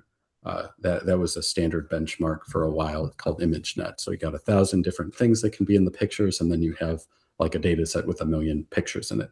And like if you take apart and you look at what the intermediate layers of some of these models look like, and you run some experiments with it, it looks like these weird like demons coming out of it and stuff. I'm sure it's like Google Deep Dream was like based on this thing like years ago, right? And you're like, what the hell is this doing in here? Like, is this just emergent? Is this and like, I don't know. And like maybe that's a narrative kind of, and it's just, it draws on our emotions and stuff. But I don't think many people can look at some of those things and not think like this is coming out of this in a way that's really weird.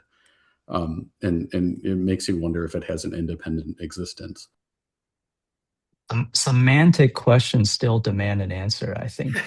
And semantic is a study of meaning, and then meaning kind of implies that there are minds and consciousness. So we're already back at square one, right? Like maybe I'm using the wrong word, but yeah, like, are we just playing around with language, or is there actually a significant? I mean, his Levin's criticism of emergent is that it's just synonymous for surprise and spooky results. He calls it as just a fundamentally Mysterian position, right? It's non-scientific. It's like you're just hanging your lab coat up and say, oh, there's nothing we can say about it. We don't even try. So yeah, but I don't know. Like, do they not even try? That's the question. I assume that there are scientists who go, we don't understand that, and how can we, test this? I mean, I kind of alluded to it. Scientists. I did kind of allude to it in my intro, right? Like there was a real banishment of final and formal causes, in science. Like, we really just are allergic to this idea that like entities other than human beings can have purposes. You know, we want to have an objective science, right? Like one that is not subjective, that's not minded, right? That's non-cognitive. But Well, it's then purpose becomes, what we talk about. What is purpose, And I mean, so it depends on what your definition and the way he's doing. I mean, he feels to me like a philosopher who does more than anything, that he feels like he's really grounded in philosophy, and he's trying to change the paradigm. And when you're talking about his experiments, I read about his experiments, and I'm thinking there's going to be a biological, chemistry, physics explanation of those, maybe not yet, but it doesn't prove his major point. It just points out that, yeah, that's why I said that about, I don't think it's,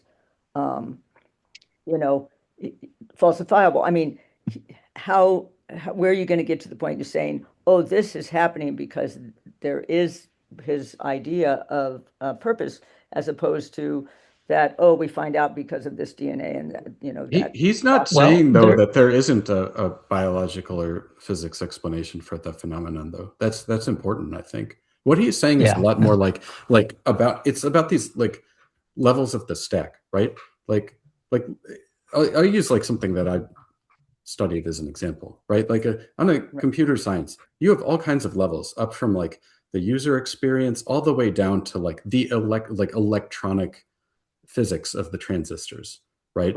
And in lots of gradations, like architecture, like lower level languages, higher level languages, and like I could tell you about what's going on inside a superscalar processor in terms of the assembly instructions. And you know what? Your eyes are going to glaze over. Even if you're like a fully trained computer scientist and you know all about this and you've designed processors, your eyes are going to glaze over and you're not going to know what the hell is going on in that program. But if I showed you that program written in C++, you're going to know exactly what's happening.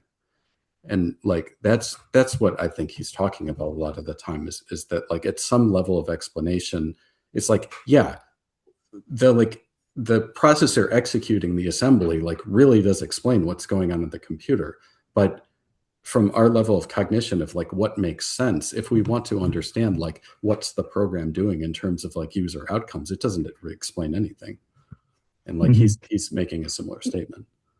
Yeah, physics and chemistry, they are explanatory, and he's always saying that none of these laws are breaking under his paradigm, right? He's just saying those explanations are not exhaustive. And in fact, they're exhaustive in a very important way. They don't explain, like I said, like some of the things that we care about, that some of the most important things. Yeah. Is turning this around into making everything consciousness rather than mechanism kind of a mechanistic way of looking at things? Because I don't feel like he has nothing he said or I've read actually indicates that there's some more explanation around consciousness. I feel like he's I don't know, he doesn't have a tight grasp on that. And I feel like it is, I mean, I find him to be a transhumanist 100%. I don't even think he's right. I think he's like, we're just like one step along the phase of, consciousness, and we'll have these, true AIs, and they are kind of the future of consciousness. So what about that specific experiment that he mentioned? I can't remember if he did it or whatever, where he talks about there's persistence of memory between caterpillar and a butterfly. Yeah. But we also know that a caterpillar materially gets destroyed and reconstituted when it in the cocoon, right? And in the process of metamorphosis, right? But then somehow, I haven't checked the papers, right? Yeah, he says somehow, they trained the caterpillars to do something, and then there's actually a persistence of memory. So he's saying, well, this actually makes very little sense if you take material as primary, right? Like he calls it the physical scratch pad, right? The body. But it makes more sense from the standpoint of the memory, right? Of the pattern, right? Of the non-material, right? And that's a specific, I'm not saying he's right or whatever. But like we keep, I've said it, I've heard it a few times now. None of this is testable, but this is something that he tested, right? Like it could be fraudulent, but No, I don't know if we can. it doesn't have to be Yeah, fraudulent at yeah, all. I'm yeah. not saying But this is a that. testable. I'm just saying that doesn't make his case. That's all I'm saying. Wait, Well, I what case wonder. does it Like, make? Do you think? hold on. Let's talk about something a little less controversial, though, right? I buy into Dawkins' concept of memes 100%. I feel like I spent the last 10 years seeing a bunch of super dangerous killer memes take over our society and like warp everything, right? Like if those things aren't real, I don't know like what will convince you that abstract entities aren't real if the last 10 years did it. Like, do you all generally believe that memes exist in some sense? Yes. Yeah, but then I think Levin is even more radical, right? He's saying those memes, those ideas, those patterns, they have a kind of independent existence from material bodies, from physical world. They have a kind of like logical priority, right? No one thinks memes has a logical priority before even the internet existed, right? Or even something like online communities, right? Like so I don't know, right? Like he's in a lot of dialogues with other scientists and philosophers. There's one very interesting philosopher that says something closer to what you said, David, actually earlier. And he's like a Alfred North Whitehead scholar, and he takes a lot from his philosophy. He says, yeah, it's probably more problematic to say that like the patterns have priority over material. Whitehead has a ingress is actually from a Whiteheadian term, right? He suggests that there's a co-creation that goes on, concrescence, that happens, Chicken and egg. yeah, yeah. And actually, in So one of the papers, both they quote Whitehead, but also there's basically a mention that they think that LLMs will be a dead end. It's written by several different authors, and they both have they each have their own commentary section. It wasn't Levin's, but someone else was basically saying machines have to be embodied to actually learn. So that kind of, I think, is more in your vein and kind of counter to Levin, perhaps. Yeah. And I think he's open. He's always having these dialogues. Maybe he's constantly changing his phrasing, right? He didn't use Platonic spaces back then. He never talked about informational systems having intrinsic motivations. When Irwin was interested in his work, right? He was cutting up planaria, right? In his early days. It's like after years of doing the stuff that he's saying that, he's a little bit more confident, positioning his work in these like somewhat provocative ways. So I don't know if he's a charlatan. He's a very careful charlatan. Yeah. I do not think he's a charlatan. I do not think he's a charlatan. Bye. Oh, he could be. He could be. I'll see you. I don't think that's what Robin. he is. I mean, I think he's a philosopher with a scientific background and is coming towards he's making his philosophical / scientific. It's, he's both. And so I think he's making his way under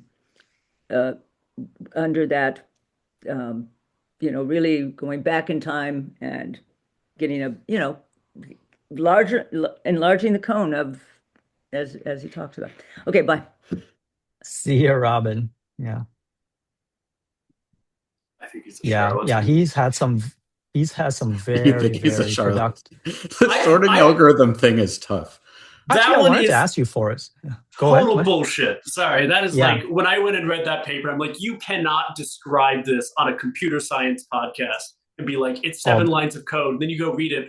One, there's no algorithm section. I write chemistry software, and there are algorithm sections. And it's like, well, it's a multi-threaded algorithm. And I'm like, wait, you said it was like 5 lines. Like the moment you start throwing threads in here, like. Does it say that? That's irrelevant to how it functions. That's just an efficiency. But like anyone who's done any amount of multi-threading code, right? Like once you start having different agents that are communicating to each other, right? It becomes a completely different paradigm than how you approach like writing bubble sort. Right? I guess it depends on I mean, like I've studied some distributed algorithms, and but they're different, a lot of right? They're generally. right? Yeah, like, I mean, I don't think you have all sorts of, but they could be very simple though, in terms of their sure. operations of their cells. I think if you challenge him and you're like, this isn't really bubble sort because it's a distributed version, he'd be like, yeah. Like, but then it's just the game of life, right? Like, you wouldn't like, the game of life has been around forever, right? I think you were alluding to this earlier. Sure, yeah. Right? Like, I just don't, when you say I can take an algorithm we've had forever, right, and modify it in a subtle way, right? But really what you're doing is you're taking a sequential n squared algorithm and then saying, well, actually, I'm going to do it in a distributed way. Like, the observations people have made about bubble sort no longer quite apply because you're in different conditions. Yeah. Well, that's not how we look at algorithms. This is a little like, I don't know. Let's talk about like the fractal that he showed. I feel like that's a better. Oh, is there a video? Because sorry. I just this is only there's an interview. Yeah. Oh yeah. He was commenting, Fridman but I was like, I just downloaded on my podcast. Yeah. So he talks about the sorting algorithms in the interview, but he also shows this fractal, and he's like, this is based on a very simple mathematical expression, and it has this very complex structure. And he's kind of saying, like, where does all this come from? Like all this complexity come from? It's like the equation that's generating it is so simple. How can it possibly have as much complexity as that comes out of it? And I think that's the same question about the sorting algorithms, and it's the same question about the automata. I mean, he's making a little bit bigger claim. Like, to me, the problem isn't that he modified bubble sort. It's like just to be clear, he modified bubble sort and selection sort, and I think maybe some insert sort, and then into distributed algorithms, and then jumbled them up and found that the same types of, like, all of the selection sorts wanted to hang out together, basically. Like, that was what those figures were about, which is weird.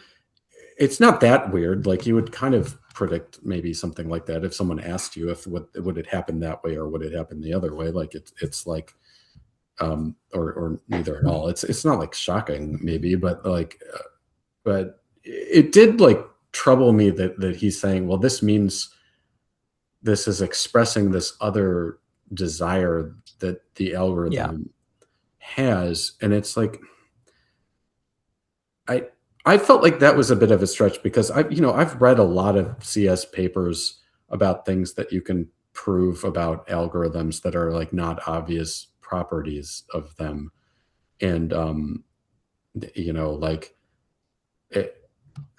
I don't know. I don't know if it's appropriate to call that like volition or something like that. Maybe it's like I don't know. Like, and maybe if I knew as much about biology as I did about computer science, I would have a similar skepticism about his other experiments that were, in the domain of those people's expertise. So, but I mean, like the sorting algorithm thing he did sort of cop to is like, this is like sort of intentionally patently absurd, right? Like it's kind of like the most crazy thing he could think of in terms of trying to attribute some kind of a motivation to a system, or apply like the tools of behavioral science to something that is the farthest from what we think those should be applied to. That was sort of the way he pitched that.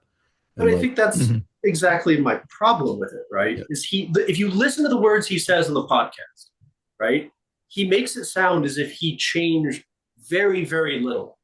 He did not. That is the impression I got. Yeah. Right? Yeah. Like, I do not see these as the same algorithms. Yeah.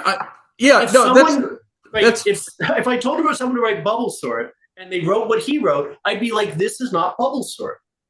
Yeah. I think that's fair, but I think that's not. Also, go read the his crux paper. Of what's weird about it. Like, it's like, that's like that.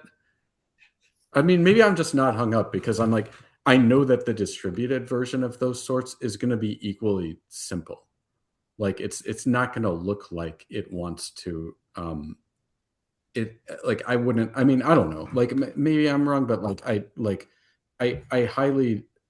I've written distributed like routing algorithms for classes, right? Like that were like trying like, and it's like really at the local level. It's like the game of life. Like it doesn't know what the big picture looks like, and it can exhibit behavior that look like there's an intention different from what's programmed into the system. Like, does that mean something in the way that he means? Like I'm just not that hung up on that's a modification of bubble sort. Like it's like, but I mean, I posted the paper, right? Like yeah. I write papers somewhat. Like this is a joke of a paper. Like there is so little detail in here that like I don't see the behavioral science part of it. I don't see the computer science part of it. Right, it feels like he doesn't have an. I'm sorry, I'm very angry about this. Two questions. No, that's great. I've been frustrated that's exactly with papers before. I don't blame you.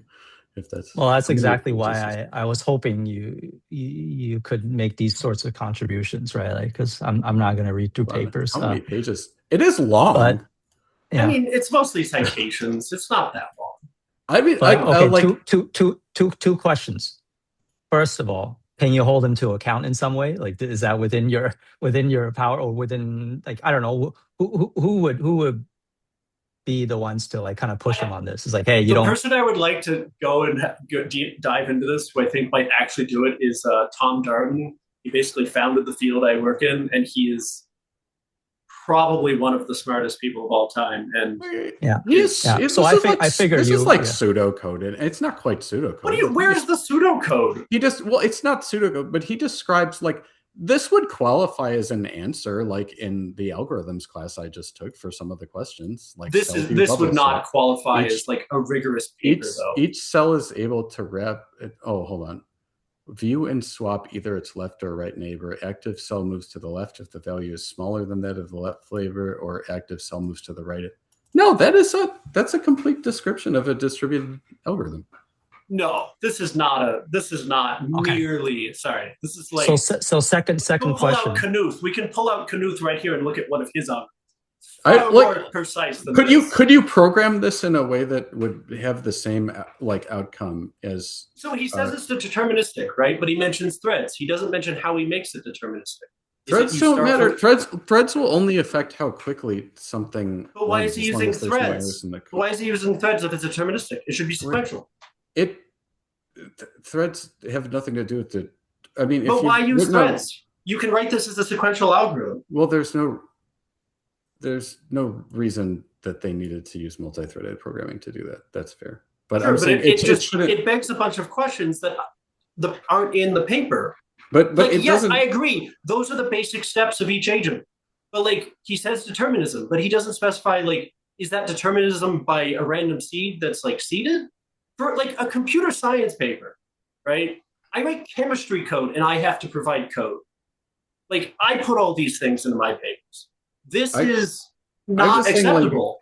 Like if you wrote the algorithm and you were given the same data set, like would it come up with the same output as their output? I would bet that if you gave me their input, you gave me this description, I would get the exact same output down to the last bit.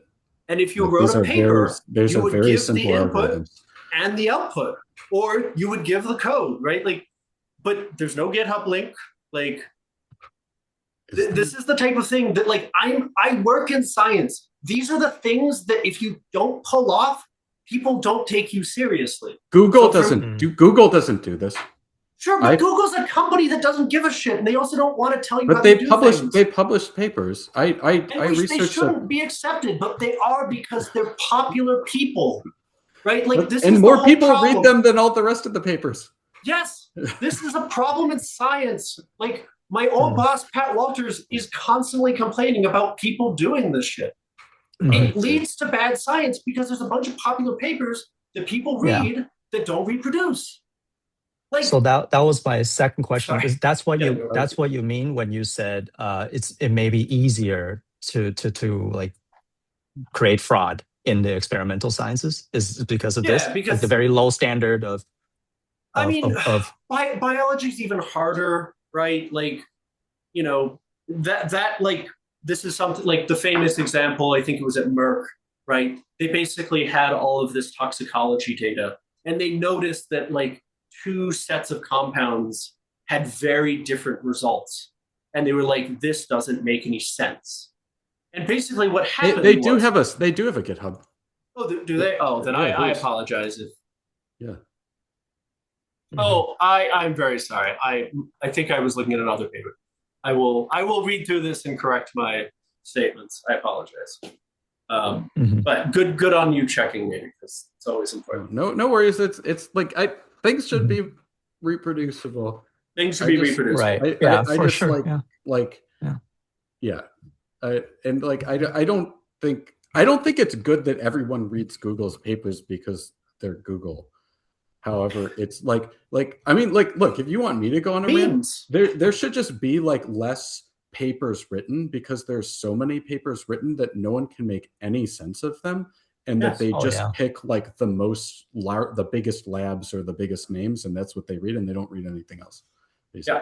Yeah, 100%. And also, more people should publish things that don't work, because it's important. This is a kind of institutional failure that dogs science, right? It sounds like you've been saying this for a while now, experimental science specifically. Yeah, well, so like this example where you have toxicology data that's basically differing in some way. And what it turned out to be was basically that assays run in the afternoon had sun come through the window and slightly heat up the plates where they were adding the compounds, right? Like, once you get into like the difference of like half a Fahrenheit degree, like changing the experimental results, like. So, look, going back to my first, is there no effective way for the system to correct itself? Like, it's is it just really so corrupt and so like? But from the biology standpoint, right? Like, I think there are corrupt actors, but I think the bigger problem is that we often don't know what matters, and figuring out what does matter, right? And what the effect of different things, right? Another example here was the lab coats. The lab coats at one site were washed with a detergent that contained a chemical that would shed from the lab coat into the plates and actually change the results, right? And this was, I think this was GSK. Like, one lab was, I think, in Switzerland, one was in Watertown, Massachusetts, right? Like, and they spent tens of thousands of dollars to figure this out, right? And the world gets. You ever read Scott Alexander back in the day? Like Slate Star Codus. I like him a lot. I don't find his writing that engaging, so I usually pick and choose. But yes, he wrote this article like 10 years ago called "The Control Group is Out of Control." That was basically about, the argument sort of went that, like, if you really look at it, the experimental standards of parapsychology are actually much more rigorous than like many other areas of science, because they're under so much criticism. And yet, like, a lot of the disputes like kind of almost like rose to the level of like fist fights between scientists, because there were like, you would have these cases all the time where if like one scientist is performing the exact same experiment, but they are a believer, it'll come out one way, and somebody else does the same experiment and they're a skeptic and it comes out the other way. And like, it really, I studied a lot of philosophy of science and stuff, and like, read like Kuhn and all that. And like, it's a real hairball. It's really nasty. Like, trying to like, just kind of argue over, especially when you have a very small effect sizes. I think like small effect sizes should just like generally like be very suspicious. I mean, in the two cases I've given you, the effect sizes are large, right? Yeah. Like, this was important enough that, two large pharmaceutical companies spent tens of thousands of dollars to track down why, results differed in two different, either the same place, right? So the effect sizes can be large, and I agree with you. I mean, in some ways, right, the example I can think to the most is we were working on this drug target, right? And we, had spent 2 years, probably, $50 million. And we got to a point where we basically went, well, the compound does all the things we said it should, but once it hits this part of the body, it does something wacky. and we think it would cost another $1 million just to figure out what it is. So we're killing the project and moving on. Like, wow, that's crazy. That's like that game that Sony spent like $1 billion on and killed it after the first one. Yes, I mean it's like, I think there's so much, and I mean, I think maybe this is like maybe where Levin's useful, is that we have kind of caught ourselves in a trap of complexity, right? And the tools we have are not sufficient. We have to try something else, I think. Whether that's in the mechanistic realm where we kind of change the paradigm, right? Mm-hmm. If, the impact of how you wash your clothes changes the results of like biological experiments that then get into a paper somewhere, right? Like, we're probably not going to like hose down every PhD student that goes into the lab, as much fun as that might be, right? But like that. So do you think that the complexity that's the problem is the phenomenon we're studying, or the institutions being too complex, or both? Maybe, like, because when I think of the thing that seems weird to me is that like they're really like, it seems like one of two things happened since like basically the early 20th century. Either like we picked a lot of low-hanging fruit and arrived at some kind of plateau where we can't get to the next plateau, or else big science was like a real mistake. And like they're like, and we can't like just focus on a few ideas, exhaust them, and then move on to the next thing, which is what, if you like by Kuhn's account, what science is supposed to be good at. I mean, I think, right. I mean, I know mostly about drug discovery stuff. Right. Like it's mostly just we found the easy stuff, right? You read about early days, and basically it's like people made compounds, they tasted the compounds, they gave them to rabbits. Did the rabbits die? Yes or no? Like, that's how a lot of our early drugs came about, right? Not very sophisticated. I mean, certain ways it was, but many ways it wasn't. This is an idea that came from someone I used to work with, and I think he's very much right, which is basically, right, so when you have the National Science Foundation founded, right, along with that comes the NIH, right? And the idea basically being post-World War II, well, basic science, really just like, you poke two things and try to like measure it and figure out what it does, right? Doesn't benefit humanity, right? So instead you say, well, we'll also have NIH, and they'll do, drug research, and that'll help people, right? And that'll justify all the spending. But over the years, the NIH and just science in general has really kind of taken more of that, like, we want value from the science that we do.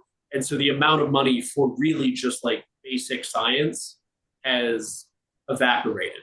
So we really don't do a lot of very like targeted, just like, let's poke these cells and see what they do in interesting ways. But, if you want to design the next drug that'll cure pancreatic cancer, here's a grant for $1 million. Sure, it won't work, but, go to town, because, this is right. This is actually how I see Levin, how he presents himself. He's always couching his work in like kind of, this has like medical, intervention consequences, right? Like I suspect if I had to read his mind, that's just a way for him to get funding, like to make his work more intelligible to these institutions. But he maybe Robin is right about this. Like, he has like, this idea that he's out there trying to prove, like, and in the whole medical intervention stuff, even the transhumanist stuff, that's just dressing. Yeah. I mean, as an academic, that's what you have to do if you want to get good amounts of funding. So just to be clear, you're saying that like the main infrastructure that was set up for basic science research is in fact the opposite of what it's supposed to be in terms of it is not basic science at all. Like, I mean, right? It was kind of two-armed, right? There's the National Science Foundation, which is supposed to do basic science. Yeah. But when you eventually have to go and justify things to Congress, and I forget what this example led to, but I was talking to my mentor who's much more knowledgeable on these things. He was giving an example where there was an experiment where they basically took a bunch of cells and they would like generate electric shocks Yeah. on a plate, right, and basically observe the behavior. And this led to some kind of useful, discovery in the realm of biomedicine. I forget what it was, right? But like the idea was basically like, hey, I just want to shock a bunch of cells, observe what they do, right? If you go to Congress and say, well, we shocked a bunch of cells and it didn't turn anything up, Congress is going to be like, well, why are we wasting money on this? But You know, that's so weird because like when you see the reflexive, like when these organizations are criticized, like CERN or something, right? You'll get like, well, but we got the World Wide Web out of it, even if we're not learning anything about cosmology or something. And it's like, what? like that's like, I don't know, like that's. It seems like a hairy mess. I kind of wonder about historically too. I mean, I don't know that much about it, but I've been like on this kind of kick of like kind of the history of like the Manhattan Project and a lot of people involved with that and that era of physics. And the one thing that sticks out, if you look around, I'm in the Chicago area. We have 2 national labs here. It seems like all the national labs are where the Manhattan Project sites were. Like, Yeah. Is there a direct lineage that's? Oh yeah, yeah. Like, that's what really. I don't know about Livermore, but Sandia, Los Alamos. What's the one in Tennessee? Oak Ridge. That was where the Ridge. First pile was, right? Or not the Chicago pile, but the reactor for generating. Fuel is Oak Ridge. Yeah, and Livermore's. Yeah, I think that Livermore's Lawrence Livermore. It came from Lawrence, right? Yeah. And like so. Yeah, no, I think it's all the most like of those. Yeah. Direct outcome of Manhattan Project. And I mean, right, that was basically the justification. Like, look at all this basic science that we had to do. I mean, obviously the service of the bomb, but it was a lot of basic science that did kind of eventually pay off. And so it's like, we should really be investing in this. And but like, NASA's another great example of this, right? It does a lot of interesting things. And then the American people go, well, do we really want to spend money on this? Not really, right? And then the funding disappears. And, I think it's right. It is, these institutions need to benefit people. And I think, right, that's kind of what the incentives have set up. The problem is, again, they will go and give, millions of dollars to some lab to cure cancer, and then they fail, or maybe worse, they succeed and then privatize and sell that thing that they had the U.S. government pay for. And now, they sold themselves to Pfizer and have $1 billion, and that's the only way to get the drug. Yeah. So I think the frustrating thing about this kind of subject is like, I'll look at I've had experience seeing grant writing in lots of different fields, both in science and in art. And it's like, it is absolutely believable to me that like more than 95% of grants are just like, if not outright fraud, the people that are writing them know that like mankind is not going to benefit in any significant way, like from, or even like a small group of people, really. Like nobody's going to be that blown away by like, if what they're doing like works to their wildest expectations, right? Yeah. Like it's just like, so that seems obvious if you've seen grant writing processes, but at the same time, it's like, given the difficulty of the problem of like, uncovering some new paradigm in physics or something, you're like, is there a better way? Like, is it possible that the outcome could be better? Is it just that there's these freak times in history, like, starting with Newton up through like the 1930s or something, like where it's just like a lot of shit happens that's really productive in a row, and it's very generative, and like and then you just hit a wall for a while, and it doesn't matter how you organize your research apparatus. Yeah. Well, this is kind of implied in my introduction. Do you think philosophical assumptions have anything to do with this plateauing, right? Or is it like Robin and Erwin suggest, like, philosophy actually just has no real place? Well, I mean, like, I put it this way, right? Like I've seen that, like someone put poetically, right, that the kind of nuclear fission is like alchemy, except it's real, right? Like it's like really is transmuting elements into something else. And like, so if your program of alchemy was like the like 16th century version of it without a kind of paradigm shift in your mindset of like what entities exist in the universe and are worth studying, you're never going to actually transmute those elements. So like, what kind of things are like that? And like, I don't mean to oversell like that scientific progress sucks. Like there's certainly things within my lifetime or within the second half of the 20th century that have significantly fleshed out areas like the one I work in, like with computing, right? Like, but like it's like, but like a lot fewer people die of cancer now, it seems like, than used to. There's like many actually useful things, but I don't know. Maybe it's I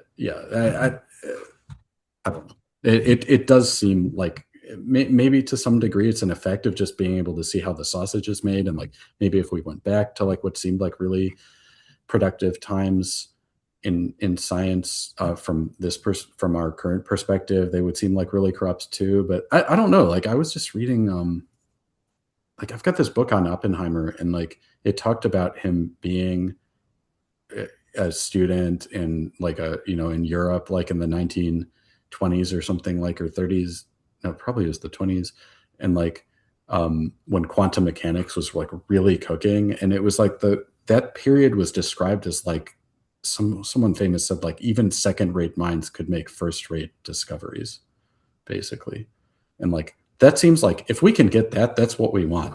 Like, like that's great. Mm-hmm. Does seem like we need a new paradigm for that. It's always interesting to think about like optics. Modern optics is probably because of art. In the Renaissance, they're trying to develop like better optics for observing nature and whatever. And it wasn't exactly like a pure science pursuit. So I don't know. It could come from unexpected places, wherever the next paradigm comes from. Yeah. I mean, I think logically, like it must to some degree, right? Like that there's not, like you can't engineer a revolution in a direction that you don't know what the outcome is, right? Like you can't just say, like you can kind of only go one step ahead with what the possibility. It's like that, what is this, like a biological concept called like the adjacent possible or something like that. It's like that seems like indisputable, that you're just, I mean, like unless you believe in something that's spookier than I believe in, I don't think you can. Yeah, I don't know. We're pretty limited in what we can see at any one time. I do think, though, the philosophy of it all matters, though, right? Because, I mean, I remember specifically one of my friends being like, look, I do shitty science, but when I get my R grant, then I'll do good science. But for now, I have to get published and get to the point that I have an R grant. And like that, I think, is toxic to, the endeavor of doing science, particularly if you think it's going to provide value, right? It's a very cynical project. And, grant writing is like, literally, I just joined a new company and it was like, all these people are making so much money with grants. Should we write one? And everyone went, no, we have self-respect, right? And it's like, when that's kind of, and like, this is like talking about like getting money from Bill Gates Foundation, right? Like it's a well-meaning institution, but like we wouldn't take money from it because we feel like we, kind of cheating, right? Like when that becomes the norm, right? The philosophy underlying this endeavor is kind of rotten. It's almost like sociology you're talking about. I guess. Just like culture. Well, when it comes to grants, it really, I mean, I think this is universally recognized, and I don't think anyone can really argue with it, is like ultimately the skin in the game becomes like ass covering, and the whole process like revolves around that.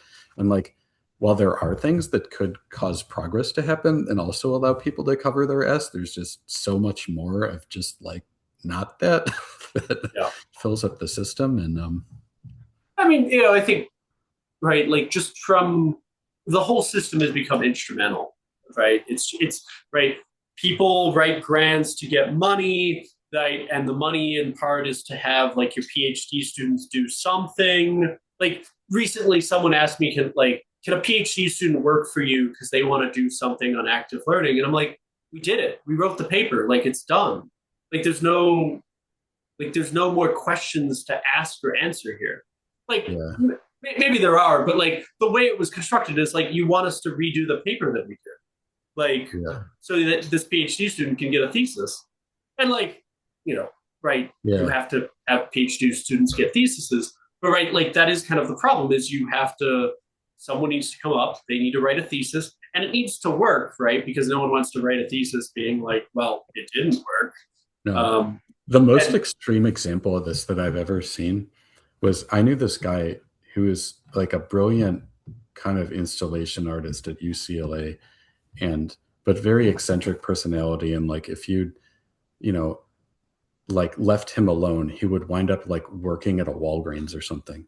Like, I mean, like literally this happened with this guy. And so like some professor or something would take him under their wing and like get him some appointment. And so like in the last time I talked to this guy, they had sent him to Japan to Scuba, which is like their, like version of MIT or Caltech or something, and like got him into an engineering program, and he had to make his installation art and write like engineering papers about it to justify it. And it's like, I mean, like that's probably like really crazy, but I mean, I don't know. So some of these institutions have made make work like an art. Like it's like they're so good at their whole reason of existence is to make work or something. It seems like the way you guys are describing it.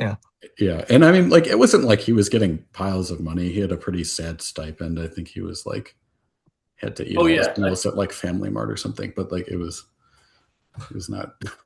Yeah, I'm not trying to make it sound like, these PhD students have it easier. I mean, I think more what it is right, they're trying to create like employees for science companies, but the way it kind of ends up behaving in my mind is like, that's not, I mean, it's not what I'm looking for in an employee either. Yeah. Well, if it's anything like the fine art programs and the quality of artists that are coming out of these institutions, it's and there's a culture there too. Like, they're expected to write statements a certain way and use the same gobbledygook. It's 100%. It's very similar.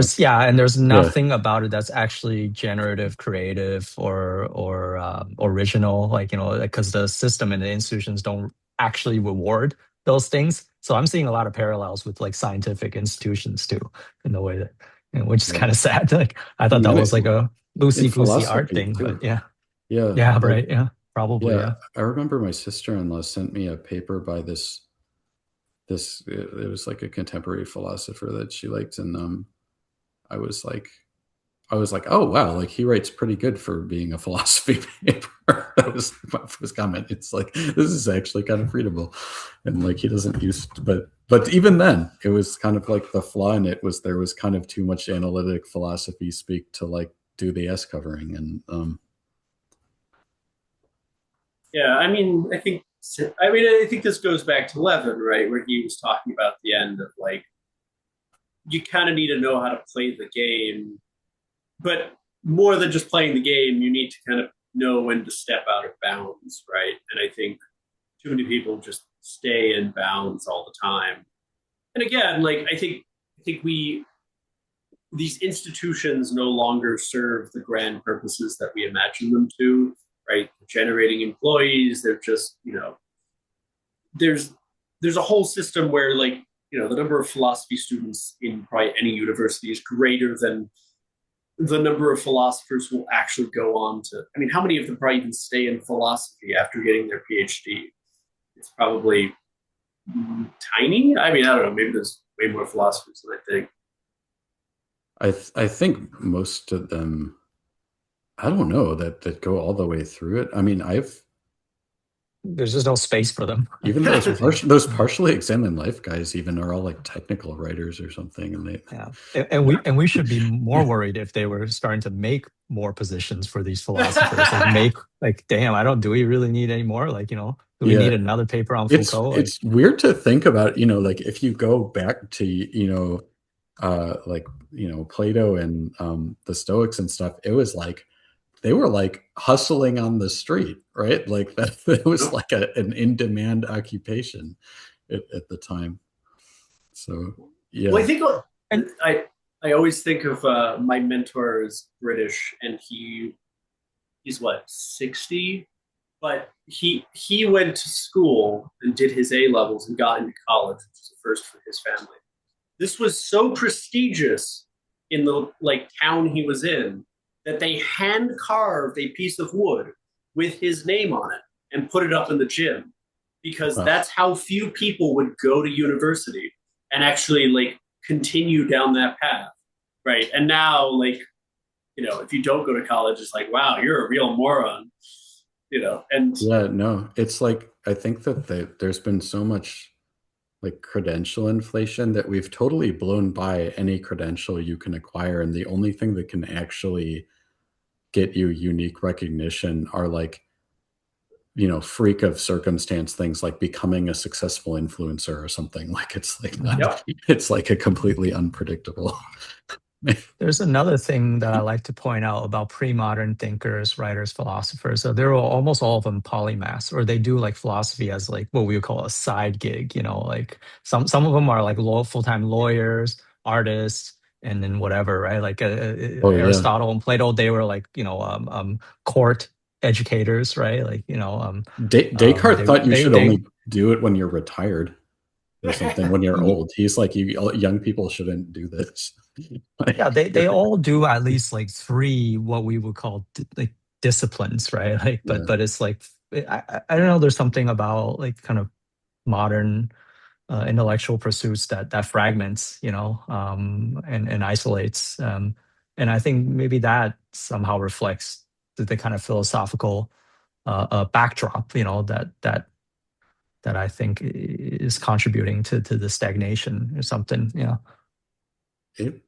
It's hard to when you're dealing with something where the maybe underlying complexity is starting to get unmanageable, but at the same time, I think it's not that crazy to get, say, a graduate level understanding of a couple of different fields that aren't necessarily super closely related. Going beyond that, it maybe starts to get a crazy amount of time, but I don't know. I mean, something is, I don't know, and some things aren't as far apart as these. Once I started getting the kind of engineering level maths that I needed for machine learning, I was like, oh, I'm not that far from understanding how to put together differential equations or something like that. So yeah. Well, and also there are some things that ought not be split that are, they are split, right? I kind of mentioned that, a lot of scientists presume that they have no metaphysics. A lot of people presume they have no metaphysics.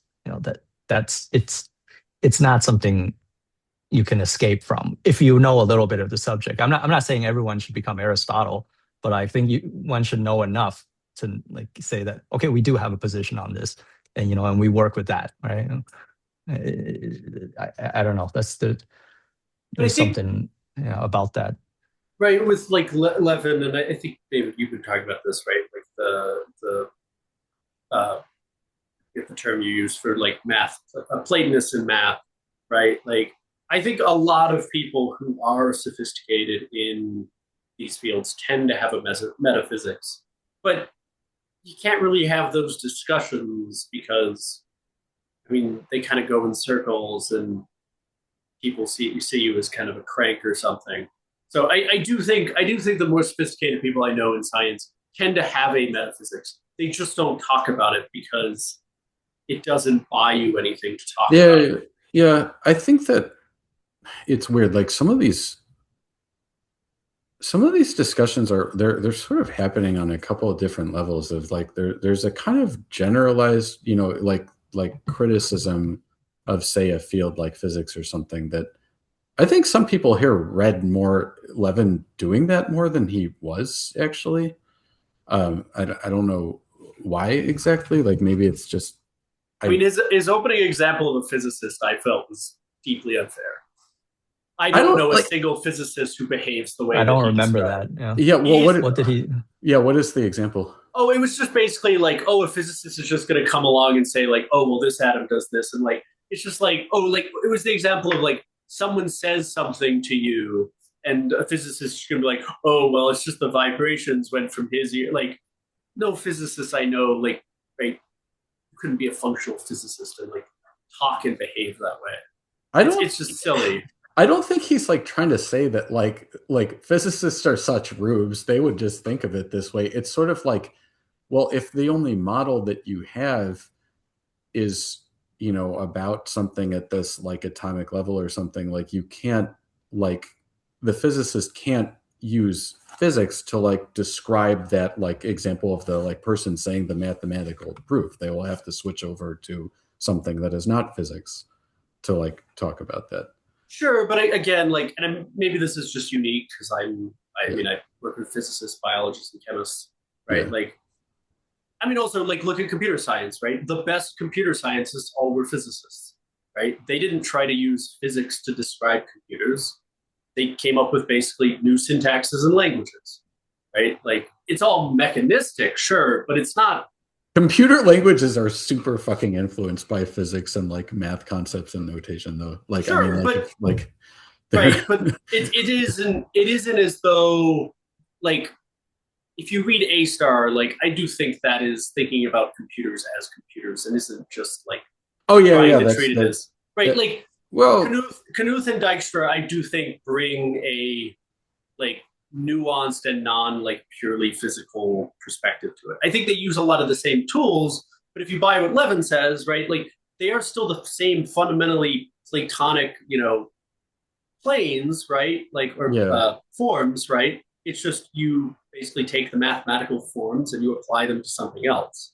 Yeah, I would say, I mean, that's definitely true of like theoretical computer science. I mean, like, I think just like inevitably, most of the people that founded theoretical computer science and more broadly, like computing for its original uses, which was scientific computing, had a background in the natural sciences. Like they had to have, because that's what people would have been taught back then, whether that, even if that didn't end up being their specialization, it was part of their kind of background knowledge. And so it became part of the way, you know, that when we're having a programming language, we have like, this is more the math side, but we have functions and we have tuples and we have, you know, like the kind of entities that you would think about in math. And like, could there have been a different stuff in the programming language? Like, I don't know, maybe, but like it seemed to work pretty well with those. So that's what we have. But yeah, I don't know. Maybe it's because I came preloaded with this idea of, you know, thinking about things at different levels of the stack, that's all I'm kind of taking his criticism to be. It's not saying physicists are simpletons any more than it's saying someone who studies computer architecture is a simpleton, but like of course they're not, but that level of description is like maybe not appropriate for, so that's just how I took it. But like I understand if you like you could react to it in a different way. Yeah, I also think you're right. Like the most sophisticated researchers in probably any given field, they are sophisticated in many other things too, like credited or not, right? But I do think there is this real pervasive mainstream scientism that is infected with materialist mechanistic thinking too, and that's like kind of a broader culture. Like, yeah, that's what I mean by this two levels of things. That it's sort of like we're talking, and I think about, that is a real existing thing, and that needs to be pushed against. And it does exist, I think, in the expert fields too. You know, like someone like Neil deGrasse Tyson is like a thoroughgoing kind of anti-philosophy person. You know, like he just thinks these things has nothing to provide for physics. You know, and then I think, you know, there are other popularizers, right, that are similarly blithely dismissive of like, you know, Carl Sagan or whoever, like, you know, or Dawkins too, right? Like, you know, so there have been like some kind of key figures that have created this culture, you know, that I don't know, that some would say scientistic, but that's what the thing is, that they're like, it's like that's not what Einstein thought like, right? Like that's not like if To you be look sure, at yeah. that's not what Faraday thought like or Newton, Yeah. like they're like these people thought a lot about Yeah. big questions and There must be something sociological about this. Like, maybe it's an American phenomenon, or, it was like a defensive posture that scientists had to retreat into in dealing with like fundamental, I don't know, religion people, right? Fundamental Christians or something. yeah, But I think it just went too far. Like, it was an overcorrection. Like, and it seems to be like kind of doing a disservice for science itself. Like, I think it took on its own dogmatism, right? Yeah. Yeah, Dawkins is a peculiar example in that he actually made some significant scientific contributions, and then it seems like after that he stopped doing that and started doing the popularizing. Not that I'm against popularizing, but it does seem like something with it goes along with this kind of dumbing down and like latching on to this, like I don't even know what to call it, but like dumbed down establishment view of like the philosophy that scientists like should use or something like that. Like it's like I'm going to give you the perfect counterexample though. Feynman, right? Yeah. Feynman was a brilliant scientist because he could dumb things down, right? I don't mind dumbing the like if you can explain something like complex in a simple way, that's great. That's not what I mean by dumbing down. I mean like sneaking in the back door a bunch of philosophical assumptions that are like neither justified by the science nor something that necessarily sophisticated scientists themselves even believe, but somehow like Chen Yu was saying, like sociologically or maybe anthropologically, like it just like it's like a thing that science popularizers do. Like I don't know if what did Feynman think about the big questions in life? I'm not like a super Feynman like studier or something, so I don't know a few things about him, but it's been a while since I've read his books. But yeah, I mean, he probably had weird ideas because he always had weird ideas on things. Yeah. But I think probably what I would say is because again, like I work with people who love just like talking about like big ideas and like what the universe could be and like right. The problem is like as a university, right? Those crazy ideas can't get out. Because realistically, what it means is like, well, only one person in the entire like academy actually thinks that way. Like, we don't want that to represent things.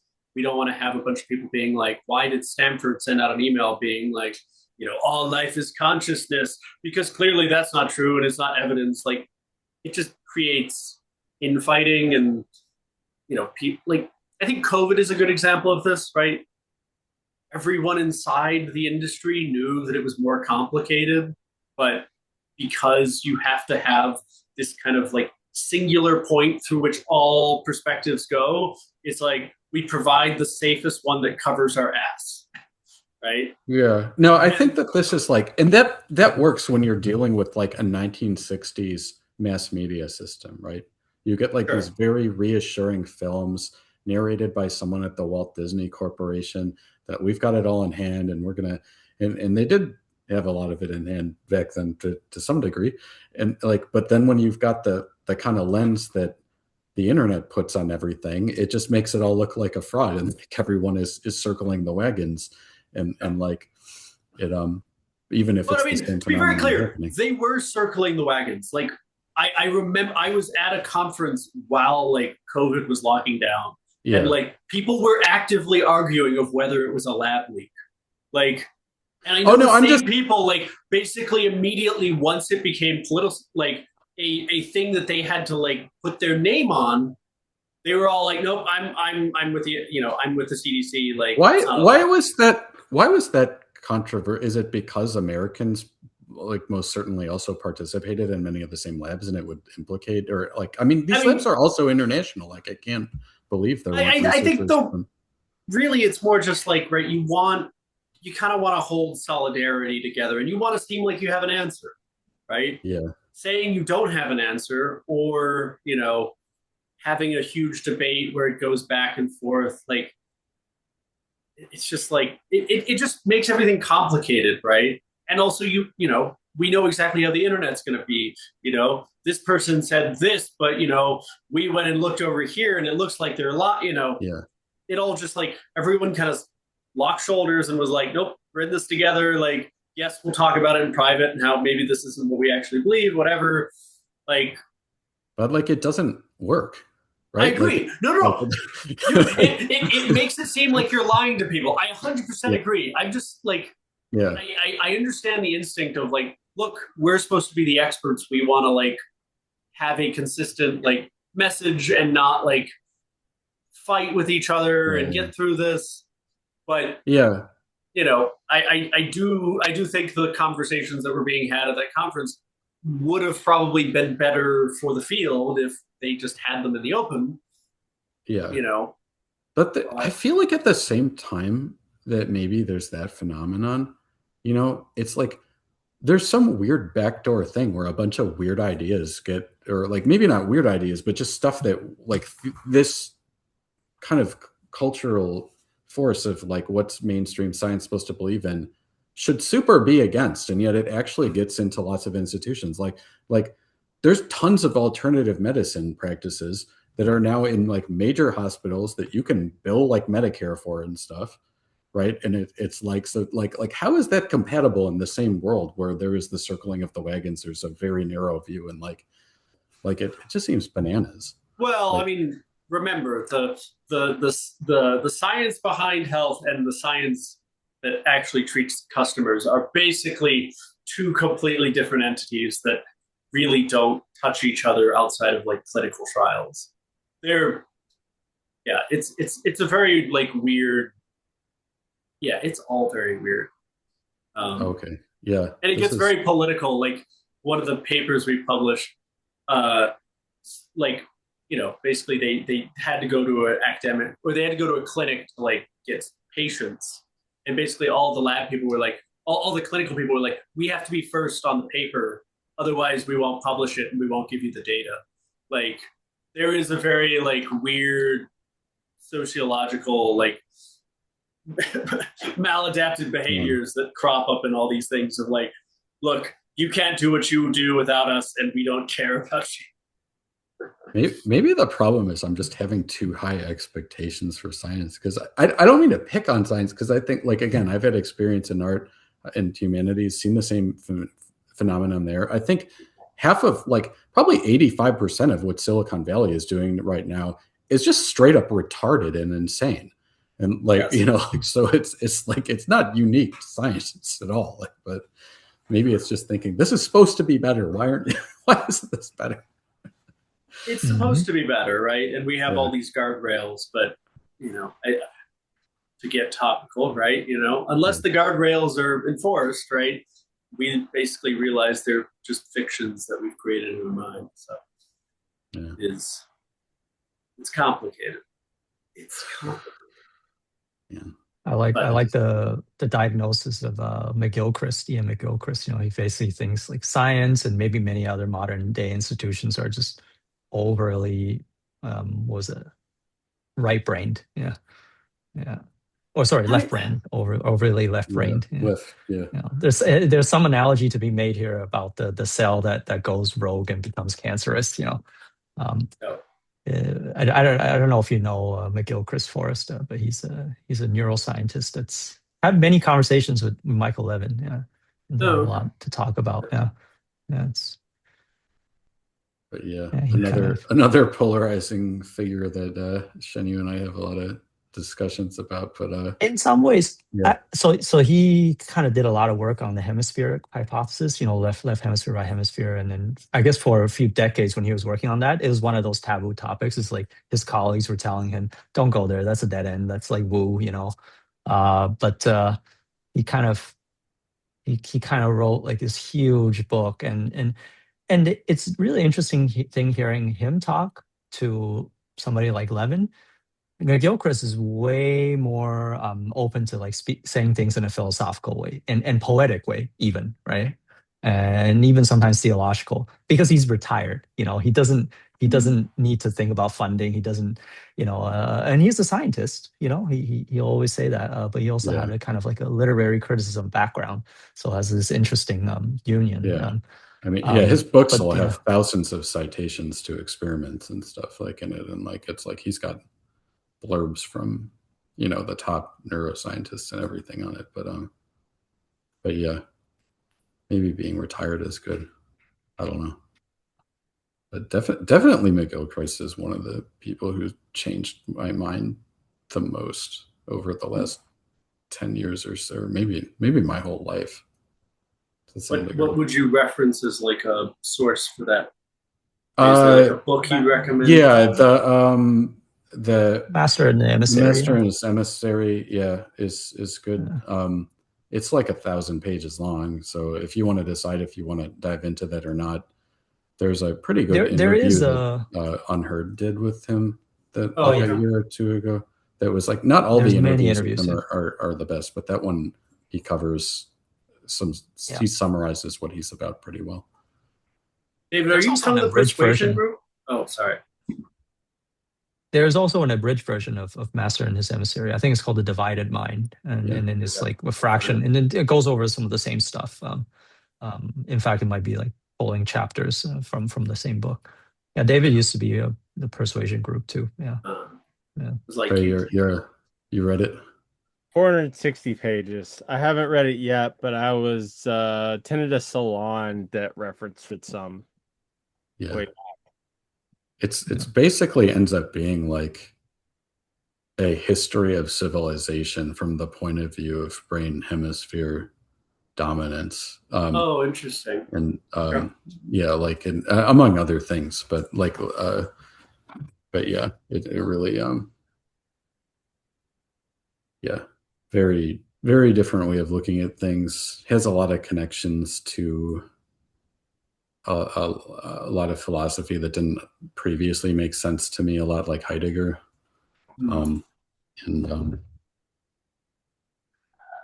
It's very attractive. It's like suspiciously attractive, but I don't care. Like it just conforms to how I look at the world. It has shaped it in many ways too. Yeah. It's definitely one of those things, like if you find it compelling, you start to kind of look at everything from the that's right. The lens that he has to offer. Yeah, he points out that the hemispheric differences are real. Well, this is kind of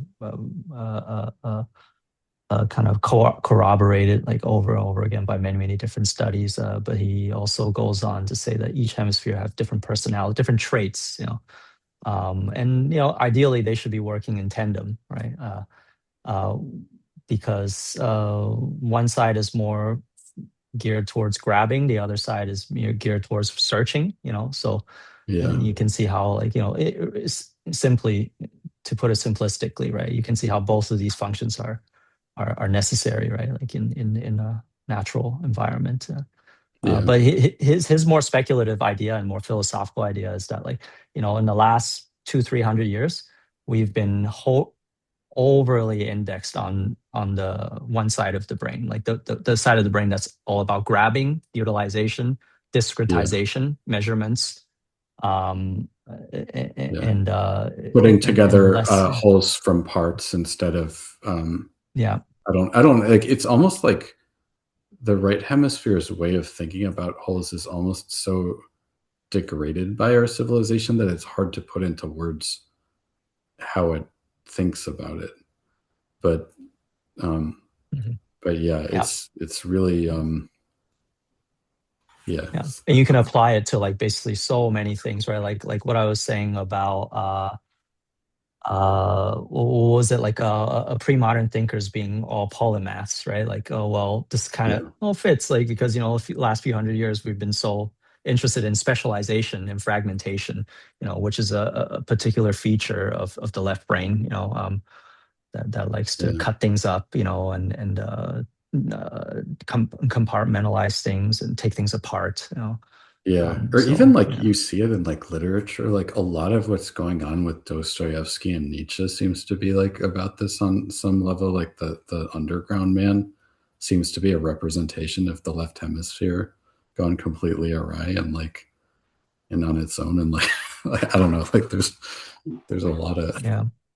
yeah, it's the individual that's like not able to integrate, yeah, into broader society. yeah, that needs more control than is available. Well, on that note, I'm going to go to sleep. It's getting Okay. that time. Yeah. Well, Yeah. Right. Have a good night. Yeah. Hey, Great well, maybe we'll conversation. have another salon. Yeah. yeah. Good We should talk. again. Guys.